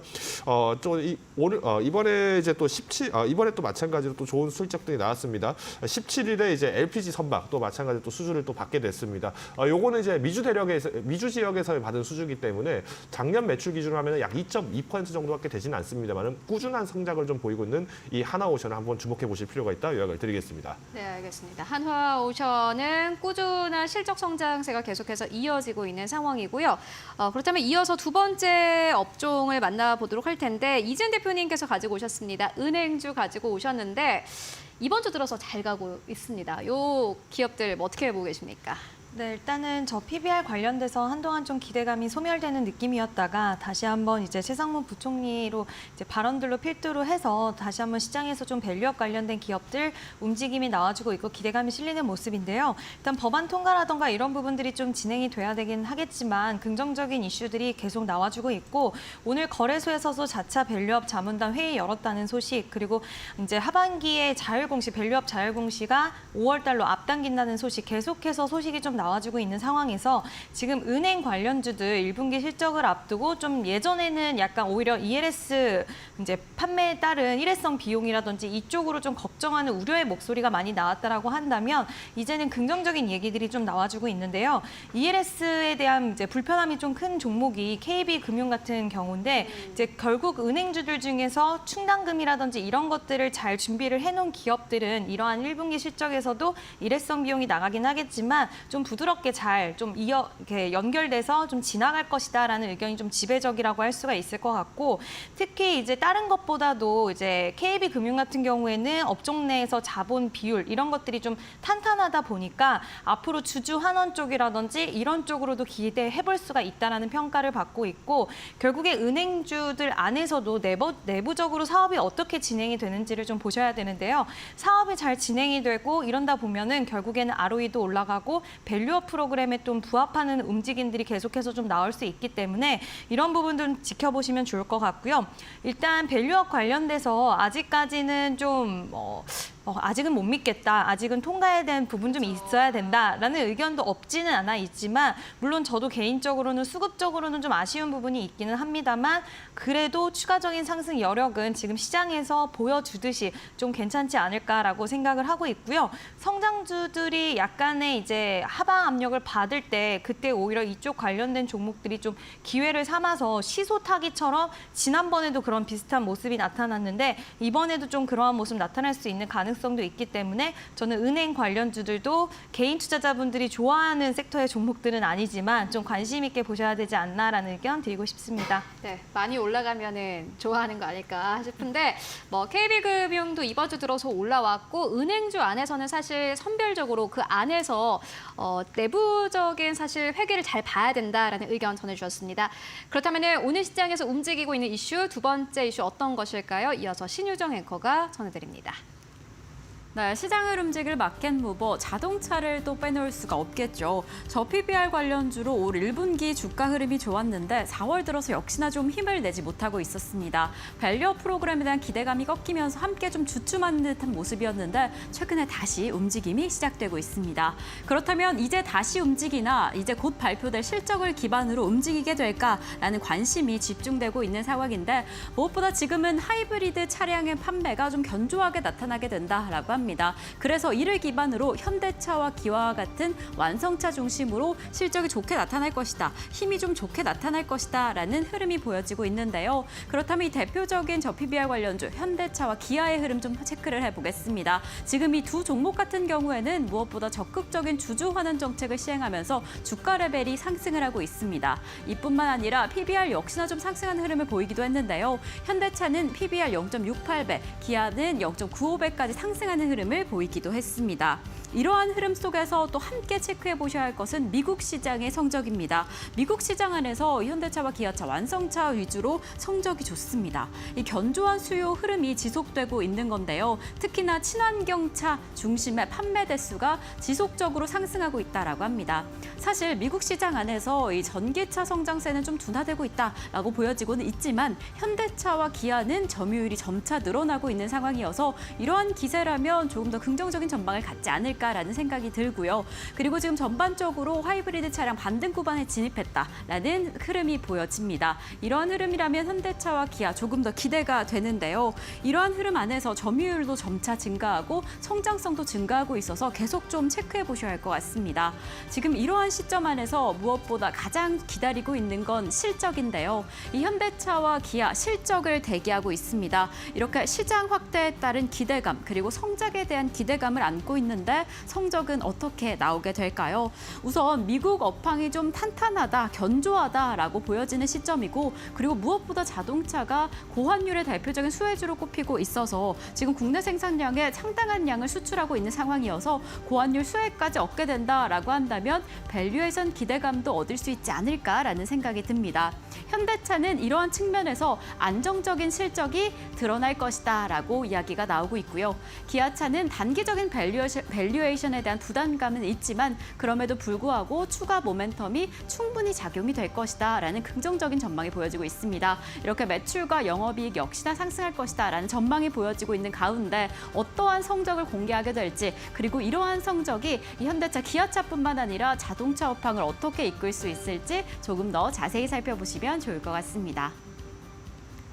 네, 이번 주에 현대차 기아 실적 발표 앞두고 있습니다. 김덕호 대표님께서 또 바로 현대차 가지고 오셨는데 뭐 긍정적으로 보시는 걸까요? 네, 일단 뭐 현대차 같은 경우는 저 PBR 관련으로도 뭐 테마가 굉장히 많이 형성을 됐습니다만은 사실 이 기업 밸류업 프로그램이라는 일환에서 봤을 때 실제 이 기업 가치를 올릴 수 있는 실적이 있는 기업이라면은 저는 오히려 이 현대차를 좀 주목을 하시지 않을까라고 저는 판단을 하고 있습니다. 왜냐하면 오늘 이제 미국 시장을 보신 분들은 아시겠습니다만 테슬라가 138달러까지 후퇴를 했다가 겨우 140달러에서 조금 머무는 현상들이 나타났는데 내일 테슬라 실적이 발표가 될 예정입니다. 수요일 아침에요. 그렇죠. 네. 그러면 전기차 시장에서의 절대적 1위라고 우리가 자부를 했었던 그 테슬라의 입장에서 지금 최근에 실적 악화에 대한 부분들의 비난을 많이 받다 보니까 월가에서는 M7에서 이제 더 이상 들어가면 안 된다. 너는 이제 나가라. 이런 식으로 이제 얘기가 나오고 있다는 거죠. 자, 근데 이 테슬라가 부진했던 중국 시장을 이번에 현대차가 굉장히 지금 눈에 불을 켜고 지금 접근하는 것 같습니다. 지금 이번 4월 25일부터 시작하는 오토 차이나 모터쇼, 그러니까 베이징에서 열리는 이 자동차 쇼에 무려 현대차 연구원들, 마케터들 총 1,200명이 지금 방문을 할 예정이라고 합니다. 뭐 우스갯소리겠지만은 뭐 실제 이 표가 현대차 때문에 없어서 못 판다. 뭐 이런 얘기가 나올 정도로 지금 과감하게 지금 중국 시장을 공략하기 위한 과도로서 지금 진입을 하는 걸로 보여지는데 최근에 이제 샤오미에서도 SU7을 이제 출시를 하게 되면서 사실상 그동안 테슬라가 갖고 있던 프리미엄 자동차에 대한 내용들이 국산화 정책으로 좀 많이 바뀌어가고 있다는 점을 아마 눈치를 채셨을 것 같습니다. 물론 지금도 뭐 사고 영상이나 이런 것들은 많이 나오고 있는 건 사실입니다만은 과거 테슬라라든가 우리나라에 있는 전기차 시장도 마찬가지로 오류들을 좀 겪다 보니까 이 부분에 대한 영향은 사소 이제 제한적일 거라고 좀 판단을 하고 있고요. 때문에 이제 중국 시장과 인도 그리고 유럽, 북미 시장 앞으로 이제 가속화가 될 수밖에 없는 시장에서의 점유율이 얼마나 올라가느냐가 결국 이 현대차가 해야 될 목적이지 않을까라는 의미에서 봤을 때는 지금 현대차는 굉장히 좀 전략적으로 움직이는 것 같습니다. 더 나가서 이제 우리 재작년, 그러니까 2022년에 러시아 상트페테르부르크에 있던 공장을 고작 14만 원 팔고 나갔다라는 기사 아마 기억이 나실 겁니다. 특히 이제 러시아 우크라이나 전쟁이 발발한 지 얼마 안 된 상태에서 러시아 공장을 이제 군수물자 생산을 가동하다 보니까 여기에 이제 이 매각을 하게 되면서 바이백 조건으로 이제 매각을 진행을 했었는데 올해 1월부터 해서 이제 러시아 상트페테르부르크에 있는 공장을 좀 재가동할 준비가 지금 들어가는 것으로 나타나고 있습니다.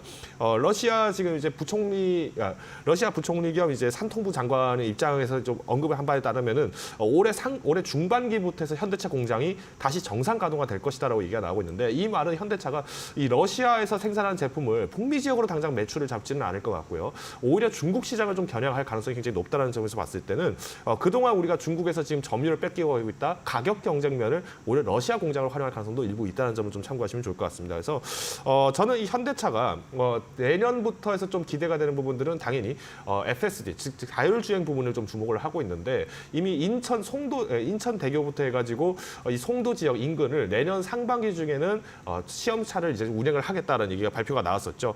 더 나가서 지금 이제 부품 개발도 하고 있는데 우리가 알고 있는 썬팅, 그러니까 틴팅이라고도 하는데 이 썬팅이 제한되는 국가들이 있습니다. 우리가 흔히 말하는 파키스탄과 같은 조금 법이 좀 엄격한 중동 국가들 같은 경우에는 이 썬팅 자체가 아예 금지가 되어 있는데 이러다 보니까 사실 날씨가 하절기가 되면은 뭐 영상 50도까지 올라가는 찜통 날씨에 이거를 썬팅도 없이 그냥 에어컨만 틀게 된다? 연료비가 너무 많이 들겠죠. 이걸 감안해서 네. 오히려 나노쿨링 필름과 같은 특수 소재들을 이제 개발을 하기 시작했습니다. 그래서 저는 이 현대차뿐만 아니라 현대차 그룹 전반적으로 지금 갖고 있는 모멘텀들이 굉장히 좀 많이 강해지고 있다고 보고 있고요. 네. 물론 로보택시와 같은 이런 좀 사업성이 지금 당장 단기간에서는 조금 악재성 요인을 잡을 수는 있겠습니다만 그래서 이제 요 현대차가 이번 주에 실적 발표 앞두고 있는데 사실 외형 성장은 있는데 영업이익은 줄어들 것으로 보이거든요.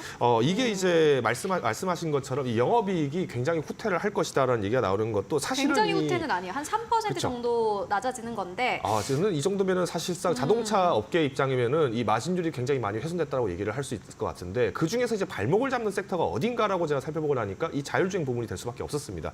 실제로 이 자율주행에 투자를 했던 많은 기업들이 오히려 이제 투자를 중단하는 케이스들이 굉장히 많은데 아마 우리나라에도 굉장히 많은 분들이 공감하셨던 이 애플카, LG전자와 함께 이제 자율주행차까지 만들면서 전기차 만든다 이런 얘기가 나오면서 LG가 마그나라 합작사를 세웠네 이런 기사들이 작년에 어마어마하게 부각이 됐어요. 작년에 어마어마하게 부각을 됐었습니다. 그런데도 불구하고 정작 애플이 여기서 발을 빼버렸죠. 10년 동안 해왔던 이 아르테미스 10년 동안 진행을 해왔던 이 프로젝트도 포기할 정도라는 거는 영업이율이 굉장히 안 좋았다는 건데 저는 오히려 이 현대차가 지금 이 사업을 꾸준하게 놓치지 않고 있다는 점이 저는 강점이라고 보고 있습니다. 네. 2020년도부터 앱티브와 합작으로 만들었던 이 모셔널이라는 회사에서도 지분율을 5대5로 가지고 가면서 이제 계속 진행을 했었는데 이 앱티브도 이거 수익성이 안 좋으니까 지금 못하겠다라면서 발을 빼고 있습니다.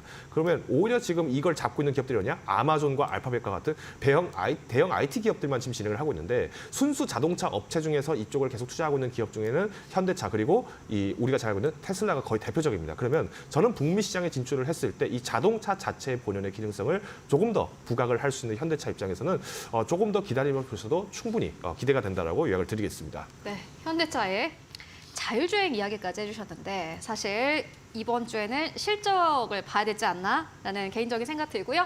네 번째로는 이지은 대표님께서 가지고 오신 태양광입니다. 태양광 진짜 오랜만이네요. 네.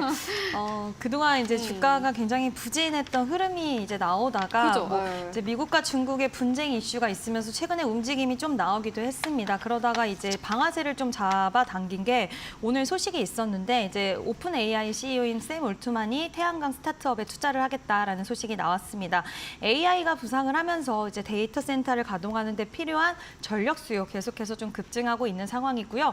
예전에 이제 초반에 나왔던 거는 소형 모듈 원자 SMAL에 대한 얘기도 나왔고 소형 모듈 원전, 핵 융합 이쪽으로 투자를 한다고 하더니 또 이번에는 태양광 쪽으로 초점을 맞추는 움직임이 좀 나와줬고요. 지금 미국 내 데이터 센터들 대부분이 이제 태양광 발전에 용이한 지역에 위치를 하고 있어서 다른 에너지들보다도 이 태양광 에너지가 앞으로는 좀 굉장히 과감하게 뛰어들어서 투자를 할 만한 그런 요소들이 장점들이 많다라고 좀 부각을 받고 있는 상황이고 지금 바이든 대통령도 태양광 쪽에 70억 달러를 투자하겠다는 소식도 나왔고요. 계속해서 좀 태양광 관련된 모멘텀이 있는 게 어제 같은 경우에도 현대차 그룹이 이제 올해 10월에 본격 가동을 앞둔 미국의 조지아 공장을 100% 태양광으로 이제 운영을 하겠다라고 또 계획을 밝히면서 태양광이 관련돼서 시장이 더욱더 확대가 크게 될 수 있겠구나라고 좀 인식이 시장에서 받아들일 수 있는 이런 재료들이 좀 나왔다라고 보는데요. 일단 좀 여기서 중요한 부분은 우리가 이제 AI 데이터 센터 전력 관련해서는 변압기, 전선 이런 관련주들이 시세의 연속성을 굉장히 크게 좀 나타내 줬는데 과연 이 태양광도 그러한 움직임이 나올 수 있을 것인가라고 봤을 때는 아직은 저는 조금은 더 두고 볼 필요가 있다라고 생각을 합니다. 그 이유는 이제 AI뿐만 아니라 이제 그 변압기 쪽에는 이제 미국의 인프라, 노후에 대한 인프라에 대한 쪽, 그리고 좀 업황에 대한 부분, 실적에 대한 이런 모멘텀이 같이 따라붙은 상황이었는데 태양광 관련주들은 아직까지는 실적에 대한 부분들이 좀 부진하다 보니 이런 것들이 좀 강한 힘으로 뒷받침되기에는 아직은 조금은 부족하지 않나라고 보고 있고요. 이러한 재료들이 태양광 관련돼서 모멘텀들이 발생하고 있기 때문에 결국에는 좀 흐름을 가지고 보면은 시장의 확장 국면, 업황의 반등 국면으로는 재료로 쓰일 수는 있겠지만 지금 당장은 좀 단기적인 관점 아니면 차라리 나는 진짜 장기적인 관점으로 관련주들 볼래 하시는 분들만 투자가 좀 유효하지 않나라는 이야기 드리고 싶습니다. 사실 고금리 상황이 유지가 되면서 가장 좀 타격을 많이 받았던 업종 중에 하나가 태양광일 것 같은데 장기적으로 봤을 때는 그 기조 자체는 무너지지 않았다라고 정리를 해보고 가도록 하겠고요. 이어서 김덕호 대표님의 LIG 넥스원을 보고 가도록 하겠습니다. 이 기업도 뭐 오늘 시장에서 꽤 잘 갑니다. 4% 가까운 상승세. 이 기업 가지고 오신 이유가 있으실까요? 일단 미국 하원에서 우크라이나와 이스라엘에서 총 이제 130조 가량의 예산을 지원을 하게 되면서 이제 방공무기 수출 관련해서 좀 주목을 하셔야 될 것 같습니다. 물론 아시겠습니다만은 전쟁 중인 국가다 보니까 인명 살상 무기를 이제 수출할 수 없는 우리나라 입장에서는 사실 우크라이나에 직접적으로 무기를 수출한다? 이건 사실상 제한될 수밖에 없습니다. 이미 앞서서 이제 4월 14일에 우크라이나 대사도 지금 판교에 있는 LIG 본사를 방문을 하려고 하다가 방문이 취소가 됐었는데 그게 왜 그런가 보니까 15일에 이제 방문을 하려고 이제 너스레를 이렇게 좀 떨긴 했습니다만은 이 살상무기 지원 불가 조항 때문에 이게 방사청도 걱정이 되고 LIG 넥스원 입장에서도 뭐 우리가 오리온이 지금 전쟁 중인 러시아에 뭐 초코파이 파는 것처럼 이게 무기를 줄 수가 없는 상황입니다. 그러다 보니까 이거 결국에는 이제 방문도 무산됐다 뭐 이런 기사들 한번 보셨을 것 같은데 지금 넥스원이 갖고 있는 이 천궁 시리즈 같은 경우 현궁과 천궁 시리즈 같은 경우에는 지금 방공 체계에서 굉장히 많은 호평을 받고 있습니다. 뭐 우리가 잘 알고 있는 맨패즈 즉 우리가 휴대용 방공 무기 중에서는 뭐 우리가 알고 있는 제블린 미사일이 굉장히 또 유명하다라고 얘기를 하는데 이게 한 대당 가격에 비했을 때는 무게도 뭐 현궁보다 조금 더 5kg 정도 더 무겁고요. 그리고 길이도 큽니다. 거기다가 이제 가격대도 부담이 좀 워낙 크다 보니까 가격 경제에서는 넥스원이 갖고 있는 이 천궁과 현궁 시리즈가 굉장히 좀 저렴한 편에 속한다고 볼 수 있을 것 같고요. 더 나가서 지금 우크라이나에서는 계속 이 방공 체계에 대한 공백을 채워야 된다고 얘기를 하고 있습니다. 러시아로부터 드론과 그리고 이제 각종 이제 항공기로부터 해서 어떤 공격을 많이 받고 있기 때문에 지금 유럽에서도 유럽연합에서도 마찬가지로 지금 패트리어트를 넘겨줘라 얘기는 나오고 있습니다. 근데 이 패트리어트를 갖고 있는 국가들이 이걸 선뜻 주려고 하지 않습니다. 왜? 이거 하나 만드는데 2년이 걸리는데 그동안에 우리나라의 방공체계에 문제가 생기면 어떻게 할 거냐라는 이제 지금 불평을 내고 있다는 거죠. 그러면 결국 넥스원이 갖고 있는 들어갈 수 있는 시장은 크게 두 가지라고 보시면 됩니다. 하나는 지금 유럽 시장, 즉 직접적인 우크라이나가 아니라 우크라이나 이후에 있는 2선, 3선에 있는 국가들에 대해서 수출 여부를 주목을 하셔야 될 것 같고요. 그다음에 두 번째는 중동 국가입니다. 이미 사우디에서도 마찬가지로 천궁2가 2월 달에 32억 불가량 수출을 한 케이스가 있습니다만은 이 외에도 우리가 아랍에미리트 이후에서 중동의 두 번째 수치다 보니 앞으로 중동 시장을 얼마나 더 공략할 수 있을지에 대한 이 넥스원의 영향을 충분히 보셔야 한다. 요약을 드리겠습니다. 네, 알겠습니다. LIG 넥스원 만나보고 왔고요.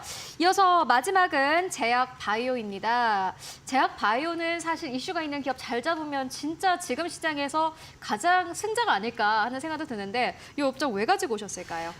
일단은 오늘 이제 유진투자증권에서 이러한 리포트가 나왔는데 국내 유망한 이런 바이오 기업들이 전통 제약사들을 앞질러서 결국에는 선두 그룹으로 올라가는 지금 변곡점 시기가 찾아왔다라는 이야기인데 특히 바이오 4사들, 리가켄 바이오, ST팜, ABL 바이오, 알테오젠 이런 종목들의 중장기 투자 수익률이 이제 전통 바이오 기업들보다 훨씬 뛰어날 거다라는 이야기가 좀 나와줬는데요.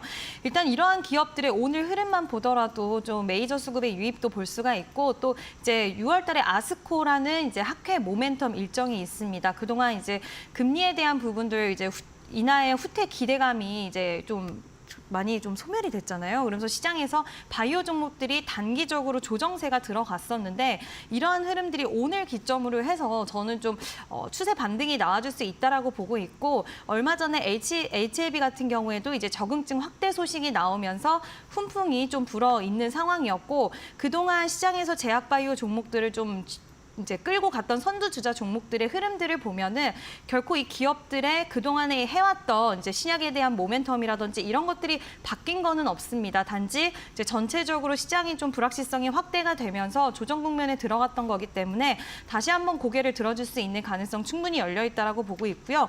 이제 2027년 이후에는 개발 신약들의 글로벌 판매 양이 이제 영업이익 굉장히 최소 2천억 원 넘는다는 전망도 나와주고 있는 상황이기 때문에 저는 오늘 기점으로 해서 그동안 좀 탄력적인 모습, 최근에 올해 들어서 보였던 종목들 위주로 좀 지켜보시면 좋은 결과 있지 않을까라는 의견 드리고 싶습니다. 네, 알겠습니다. 지금까지 김덕호 대표 그리고 이지은 대표와 함께했습니다. 오늘도 고맙습니다.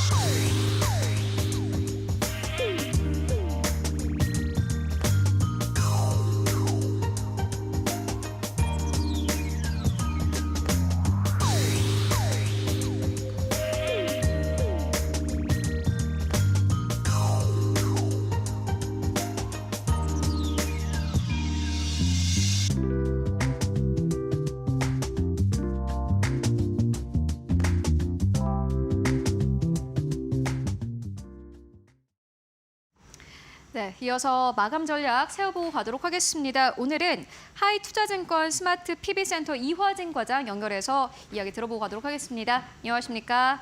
네, 안녕하세요. 네, 과장님 오늘 시장 마감 상황 어떻게 보고 계십니까? 네, 오늘 좀 방산주랑 조선주가 흐름이 좋았었는데요. 오늘 좀 한국과 루마니아 관련된 정상회담 추진 이슈가 나오게 되면서 체코, 폴란드에 이어서 루마니아와 관련된 좀 방산 수혜에 관련해서 오늘 방산 조선주 흐름이 좋았었고요. 그리고 이제 밸류 프로젝트 관련해서 물론 어제 이제 배당소득 분리과세 추진 이슈에 이어서 하반기에 있을 이제 밸류 관련된 프로젝트를 5월에 조기 시행한다는 좀 이슈가 나오게 되면서 어제에 이어서 저 PBR 관련주들이 좀 움직임이 좋았습니다. 그리고 마지막으로는 70조 규모에 대한 군안 발주 이슈가 나왔었는데 물론 이게 작년부터 계속 꾸준히 이어졌던 캐나다 그 유시주 관련된 이슈였지만은 이번 건은 30조 관련된 군안 관련 이제 추지 수주 모멘텀이 있으면서 16개사 캐나다의 이제 기업들이 CEO들이 이제 방한하게 되면서 오늘 대표적으로 조선주들이 좀 강세로 움직이는 모습을 좀 보여왔습니다. 네, 오늘 이슈별로 업종이 움직였는데 과장님께서는 오늘 마감장에서 보시는 기업 있으실까요? 네, 오늘 좀 반등하긴 했습니다만은 이제 한미 반도체를 좀 관심 있게 보고 있고요. 1분기 전년 실적 발표 예상대로 잘 나왔습니다. 작년에 900억 받았던 그 수준 물량들이 이번 1분기 매출에 요즘 어느 정도 녹아 들어오게 되면서 HBM에 대한 실적이 이제 본격적으로 좀 가능할 것으로 보이고 있고요. 내일 일단 NDR이 열립니다. NDR이 열리게 되면서 향후에 이런 고객사 다변에 대한 좀 얘기들이 서서히 좀 나오지 않을까 생각을 하고 있고 오늘도 500억 관련된 자사주 신탁 계약도 체결했듯이 향후에 이런 주주 환원 정책에 대한 그런 주가에 대한 방어적인 노력을 계속 꾸준히 하고 있다는 측면이 있기 때문에 수준 모멘텀에 좀 더 주목을 하자 말씀을 드리겠습니다. 네, 자사주 매입 소식도 있었습니다. 한미 반도체 꾸준하게 긍정적으로 바라본다라는 의견으로 정리해보고 가도록 하겠습니다. 오늘도 말씀 고맙습니다. 네, 감사합니다. 네, 화요일 시장 마감을 4분여가량 앞두고 있습니다. 오늘 우리 시장은 어떻게 마무리가 될지 두 분의 전문가님과 함께 이야기 나눠보려고 합니다. 이스토리의 정태근 이사님, 샌라이브의 정재훈 대표님 함께해 주셨습니다. 두 분 어서 오세요. 네, 반갑습니다. 네, 이렇게 화요일 시장도 마감을 앞두고 있는 상황입니다. 지금 혼조세를 보이고 있는데 대표님 지금 시장 상황, 지금 마감 상황을 좀 어떻게 보고 계실까요? 일단 낙폭이 좀 과했던 부분들에 있어서 기술적 반등이 좀 나와주고 있는 그런 상황들이고요. 특히나 이제 반도체 쪽이 전일 좀 조정을 큰 폭으로 좀 받았는데 오늘은 좀 더 연장선에 좀 있다라고 좀 보시면 좋지 않을까 싶습니다. 대체적으로 이제 많이 못 올랐던 종목군들이 좀 순환매가 나와주고 있는 그런 상황들이고 특히나 이제 클라우드 쪽이라든가 아니면 조선 쪽, 바이오 쪽의 섹터들이 순환매가 좀 나와주는 그런 모습들을 좀 보여주고 있고 그 속에서 실적 발표를 좀 이제 계속적으로 진행을 하면서 특징적인 그런 이슈로 좀 생기는 그런 부분들도 있는 그런 상황들입니다. 결국은 이게 오늘 실적 발표를 했던 기업들을 좀 보게 되면 전력 쪽이나 전선 이쪽의 기업들이 실적 발표를 좀 해주는 그런 모습들을 좀 보였어요. 상당히 좀 좋은 그런 모습들이 좀 나왔습니다. HD 현대일렉 같은 경우도 예상치를 좀 상회하는 그런 실적 발표가 좀 있었고요. 거기에 따라서 주가가 좀 밀리다가 반등이 나와주는 그런 모습들을 좀 보였었거든요. 결국은 어닝 시즌이기 때문에 수급이 좀 좋고 실적이 좀 좋은 종목군들이 탄력적으로 좀 움직인다라고 좀 보시면 좋을 것 같습니다. 다만 이제 아쉬운 부분들은 오늘도 시장에 있어서는 외국인 쪽에 있어서의 매수세가 들어오기보다는 일단 매도세가 좀 나오고 있다는 점, 이 부분들이 좀 아쉬운 그런 상황입니다. 결국 거래소 시장에서는 3거래일 연속적으로 좀 순매도가 나와주고 있다는 점, 그리고 선물 쪽에서도 마찬가지로 매도가 좀 나오고 있다는 점, 이 부분들에 있어서는 지수에 대한 반등 탄력을 좀 둔화시킬 수 있는 그런 상황들이고, 거기에 따라서 큰 종목군들보다는 실적을 겸비한 그런 종목군들, 스몰캡 종목군들이 상대적으로 좀 강한 그런 모습들을 좀 보여주고 있는데, 지수에 대한 반등의 흐름들은 계속적으로 좀 이어질 가능성이 좀 높습니다. 그렇기 때문에 조정을 좀 받는다고 해서 뭐 매도를 하는 그런 부분들보다도 추가적인 반등 시도를 좀 기다려보는 그런 전략이 좋지 않을까라고 좀 생각을 하고 있습니다. 네, 지금 양시장 보합권을 지나가고 있는데 대표님께서 반등의 가능성이 보이는 시장이다라고 이야기를 해주셨습니다. 정말 오늘 시장 안에서 일부 테마들, 일부 업종들이 강력하게 흘러가는 순환매가 확인이 됐었죠. 조선업 정말 오랜만에 이 조용한 랠리에서 상승장으로 강력한 흐름을 보여줬고, 클라우드와 바이오 관련주까지 강력한 흐름을 보이면서 오늘 시장은 그래도 이끌어줬던 흐름이었습니다. 아무래도 지금 실적 시즌을 이어가고 있어서 그에 따른 수급 상황이 이어지고 있는데, 이러한 시장 상황 어떻게 나타나고 있는지, 어떻게 지금 시장 마무리하고 있는지 양시장 상황 체크를 해보겠습니다. 코스피부터 확인을 해보겠습니다. 코스피 결국 약보합권에서 거래를 마칠 준비를 하고 있습니다. 0.24% 하락하며 2,623선 지나가고 있고요. 코스닥은 강보합 0.04%에서 846선 지나갑니다. 양시장의 수급 동향 체크를 해보겠습니다. 코스피부터 체크를 해보시면요. 기관 투자자 오늘 매도세로 출발을 했는데 오후 3시경에 매수세로 전환을 하면서 이렇게 개인과 기관 투자자의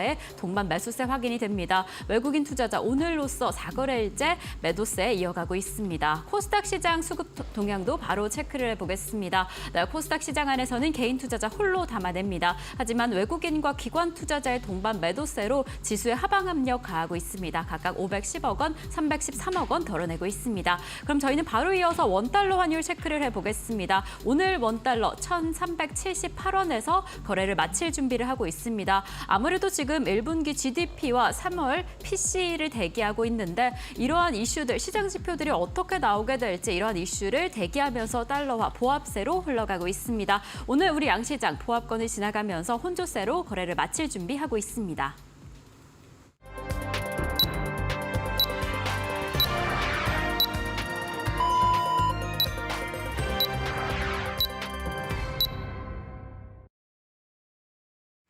네, 3월 30일 화요일장 모두 다 마무리가 됐습니다. 일단 오늘 우리 증시 양시장 같은 경우에는요, 보합권에서 거래를 마쳤습니다. 전반적으로 일단 시장에 거의 움직임이 없었는데, 그럼에도 불구하고 업종 자체는 꽤나 큰 움직임이 있었습니다. 마켓 스핀을 통해서 함께 알아보시죠. 네, 일단 오늘 증시 같은 경우에는요, 단기적으로 봤을 때는 조선 기자재 쪽이 크게 움직였습니다. 2.6% 이상 상승하면서 거래를 마감을 했고, 장기 테마적으로 봤을 때는 바이오 쪽이 1.4% 이상 상승하면서 거래 마감을 했고요. 유전자 치료제 쪽은 1.4% 이상 상승하면서 거래 마감했습니다. 실적적으로 봤을 때는 변압기 쪽이 4%, 태양광 쪽이 오늘 오랜만에 움직였습니다. 3% 이상 급등하면서 거래 마감을 했고요.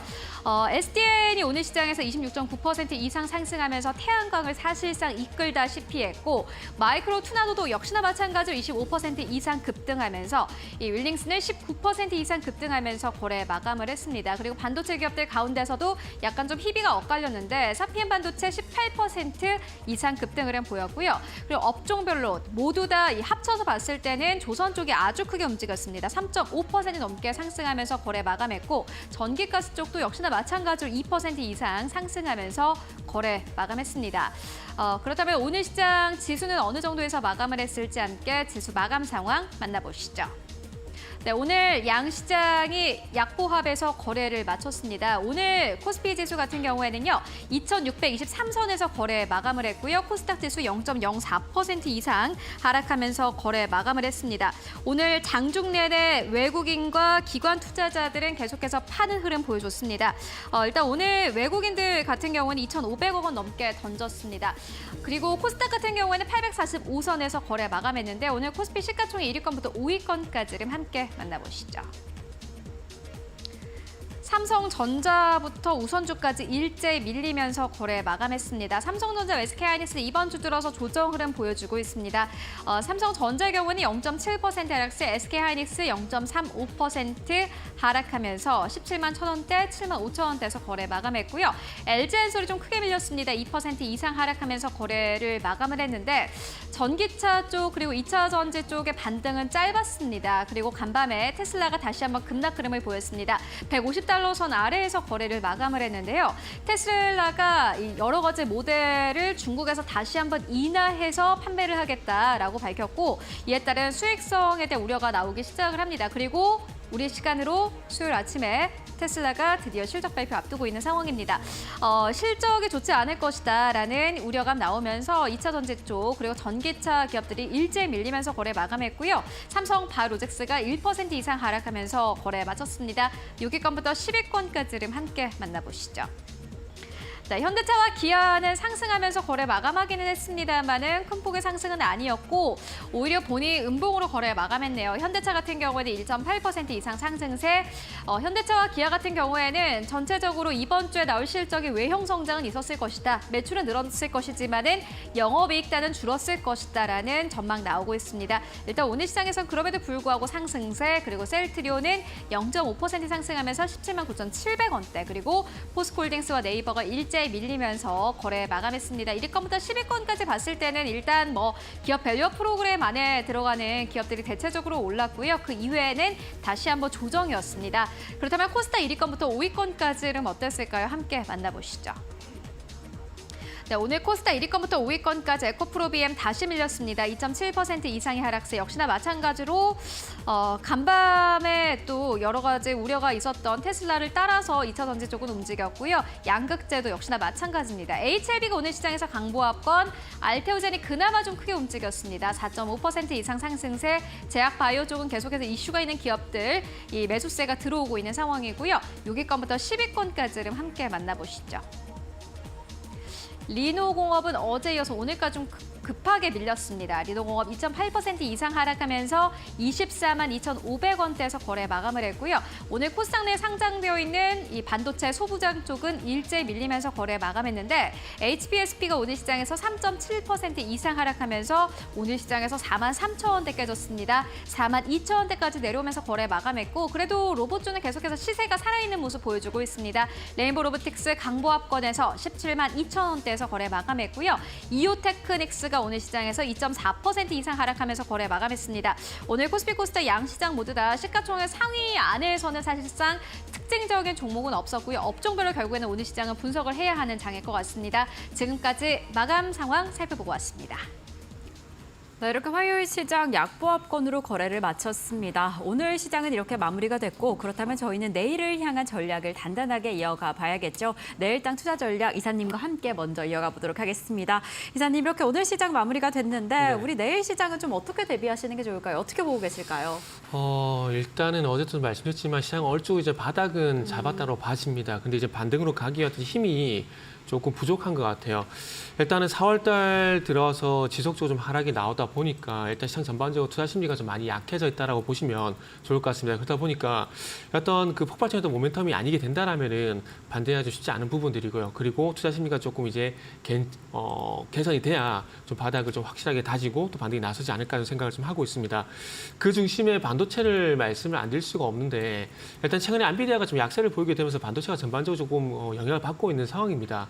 왜냐하면은 그동안 어쨌든 이 반도체 섹터의 모멘텀은 엔비디아로 비했던 HBM 모멘텀이 가장 강력했었기 때문에 여기다 영향이 아직 남아있다고 볼 수 있겠죠. 그렇기 때문에 예전에 엔비디아에서 자연스럽게 마이크로 넘어가게 되면서 레거시 쪽으로 분위기가 전이가 되게 된다라면은 자연스럽게 좀 반등이 나오지 않을까 생각을 하고 있습니다. 그리고 최근 어쨌든 4월달 들어서 가격 조정 일부분 진행된 상황들이 있기 때문에 그런 부분 좀 감안해 보게 된다라면은 충분한 어떤 가격 조정 메리트 이런 부분들도 좀 필요하지 않을까라는 말씀을 좀 드릴 수 있을 것 같습니다. 하지만 조금 반도체 부분 때문에 부정적인 부분이 있긴 하지만 그럼에도 불구하고 코스피 같은 경우는 2,600포인트 그리고 코스닥 같은 경우는 840포인트 구간의 지지력은 일단 나올 것이다라고 좀 판단을 하고 있습니다. 이 부분은 어저께 말씀을 드렸듯이 시장이 어쨌든 대세하락으로 가지 않는다고 판단하고 있습니다. 이렇게 본다라면은 충분히 지금 구간에서 하반 경성 나올 거라 생각을 좀 하고 있고요. 그러다 보니까 최근에 순환매가 좀 빠르게 나오다 보니까 어떤 업종으로 갈까, 종목으로 갈까 상당히 고민이 좀 많거든요. 지금 어쨌든 시장이 좀 추가 하락이 좀 제한되게 되면서 반도체가 좀 치고 나가야 되는데 지금 그 자리를 또 자동차라든지 금융이라든지 밸류에 관련된 종목들이 대체를 하고 있는 상황들입니다. 그러면 또 이제 밸류에서 어떤 섹터로 갈까 또 고민이 될 수밖에 없거든요. 그렇게 좀 고민이 된다면 차라리 지수에 투자하는 것도 괜찮지 않을까 생각을 하고 있습니다. 특히나 코스닥 같은 경우는 낙폭이 코스피 대비 좀 컸었기 때문에 전 고점까지만 가더라도 수익률이 한 2%까지 늘어볼 수 있는 부분들이 있습니다. 그래서 코스닥 150, 레버리지 같은 지수 ETF 이런 것들도 지금 구간에서는 충분히 접근이 매력적이다라는 말씀을 좀 드릴 수 있을 것 같습니다. 그리고 밸류업 관련 종목들이 어느 정도 갈지 모르겠지만 일단 자동차와 그리고 금융 섹터 같은 경우에 이 밸류업 모멘텀을 해서 당분간 일단은 볼 수밖에 없다라고 말씀드릴 수 있을 것 같고요. 그리고 기술적으로 봤을 때 음식료 같은 경우도 충분히 매력적이라고 볼 수 있을 것 같습니다. 일단 삼양식품이 오늘 조정이 나오긴 했지만 그럼에도 불구하고 최근에 어떤 흐름을 보게 된다면 농심이라든지 그리고 대상 같은 종목들이 충분히 접근해 볼 만한 어떤 조정이 나온 상황들이고 위치이기 때문에 음식료 쪽으로 좀 우회적으로 한번 보시는 것도 좋지 않을까. 공약 업종 같은 경우는 섹터 같은 경우는 어제와 마찬가지로 자동차, 금융, 음식료 다시 한번 말씀을 드리도록 하겠습니다. 네, 이사님이 계속해서 이야기해 주신 것처럼 이제 정말 바닥을 다진 게 아닌가, 그렇다면 이제 올라갈 일만 남은 게 아닌가라는 생각이 드는데 아직 그 반등의 힘은 확실하게 좀 덜 들어오고 있는 것 같다라는 생각이 듭니다. 그렇다면 이야기해 주신 것처럼 지금 이 시점을 가격적 메리트로 삼아서 좀 투자 진행해 보시는 게 좋을 것 같은데 어떤 종목 집중해 보시면 좋을지 잠시 후에 이야기 나눠보도록 하겠습니다. 자, 그럼 대표님과도 내일 시장 전략 한번 이어가 보겠습니다. 대표님, 내일 시장 어떻게 좀 맞이해 보시면 좋을까요?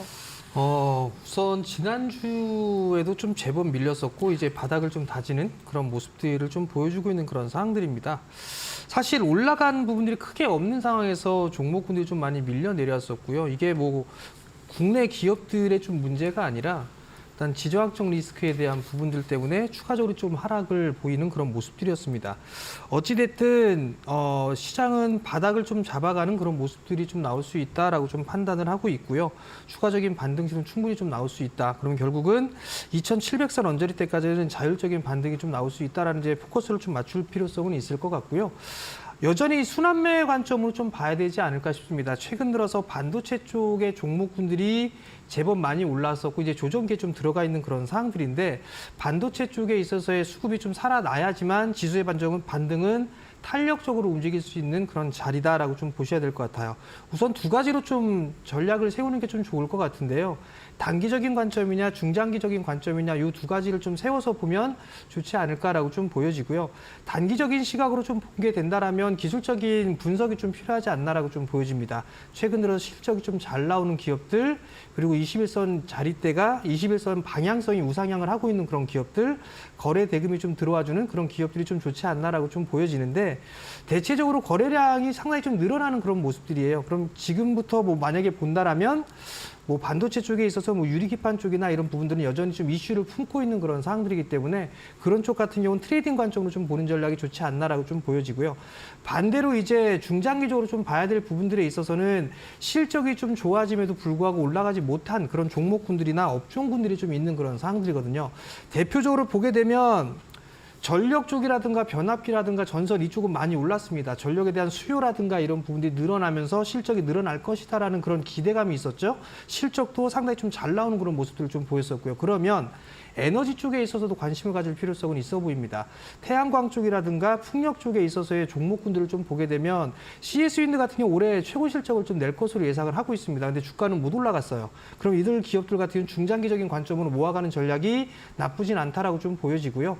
태양광 쪽도 마찬가지로 올해보다는 내년에 실적이 좀 좋은 그런 부분들이기 때문에 일단 긴 관점으로 매수 포인트를 좀 잡아보는 그런 전략도 나쁘지도 않다라고 좀 보고 있습니다. 그리고 또 하나는 지금 현재 주도 섹터로 좀 볼 수가 있는 반도체 쪽으로 좀 볼 수가 있을 것 같은데요.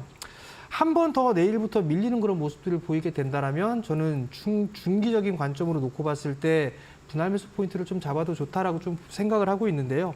성장이 좀 계속될 겁니다. 아마 1분기 실적은 서프라이즈하게 나오지는 못할 거예요. 그렇지만 시간이 지나면 지날수록 실적에 대한 증가폭은 늘어날 수가 있는 그런 상황들이기 때문에 반도체 쪽 같은 경우는 내일 한 번 더 밀리게 된다면 분할 접근해도 괜찮다. 이렇게 좀 말씀드리겠습니다. 네, 지금과 같은 시장 흐름 안에서는 중장기적인 전략인지 단기적인 전략인지 그에 따라서 좀 다르게 확인해 보셔야 할 것 같은데 이야기해 주신 에너지 섹터도 그렇고 지금 또 최근에 반도체 업종이 조금 하락하고 있습니다. 내일 시장 안에서 어떻게 하락하는지 얼마나 조금 더 내려오게 된다라고 체크를 하게 된다면 그 시점에서 추가 매수해 보셔도 좋을 것 같다라고 이야기를 해주셨습니다. 그럼 내일 시장 어떻게 이어지고 있는지 체크해 보시면 좋을 것 같고 또 어떤 종목을 조금 더 집중해 보면 좋을지 이사님께 먼저 여쭤보도록 하겠습니다. 네. 이사님 이제 내일 시장 안에서 어떤 종목 집중해 보면 좋을까? 그걸 가장 궁금해하고 계실 텐데 특징 좀 뭘로 보고 계실까요?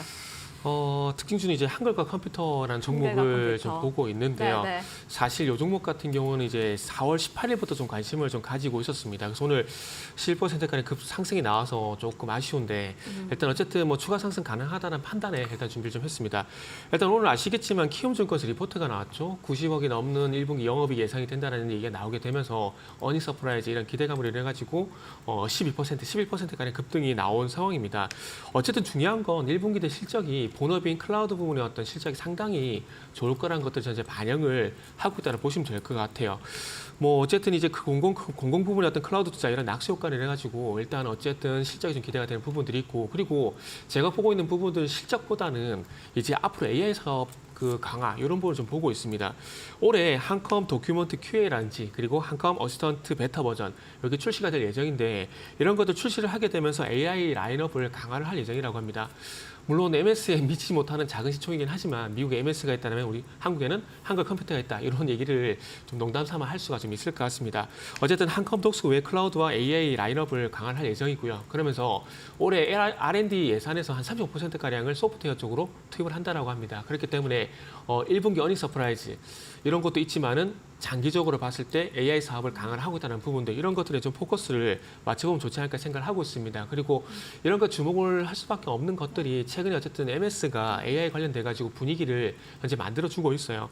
영국에 이어서 일본까지도 AI 데이터 센터를 구축하기 위해서 뭐 2년간 4조가량 투자를 한다 그러는데 어쨌든 최근에 MS가 이슈가 되게 되면서 센지랩이라든지 SP소프트 같은 종목들이 강세를 보이고 있는데 이게 결국 AI 소프트 분위기를 MS가 만들었기 때문에 한글 컴퓨터까지 왔다라고 생각을 하고 있습니다. 네.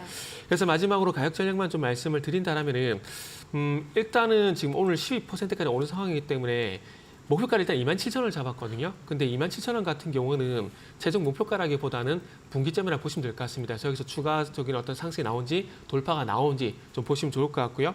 그래서 매수가 같은 경우는 24,000원에서 25,000원 정도 밴드로 좀 제시할 수 있을 것 같고요. 손절가는 23,000원 제시하도록 하겠습니다. 네, 한글과 컴퓨터 내일 추가 상승 여력 힘을 내줄 수 있을지 체크해 보시면 좋을 것 같고요. 대표님은 어떤 종목 보고 계실까요? 예, 일단 뭐 지수가 좀 다 밀렸다라고 좀 생각을 하고 있습니다. 네. 그렇기 때문에 대표주를 좀 준비했는데 삼성전자를 좀 준비를 했습니다.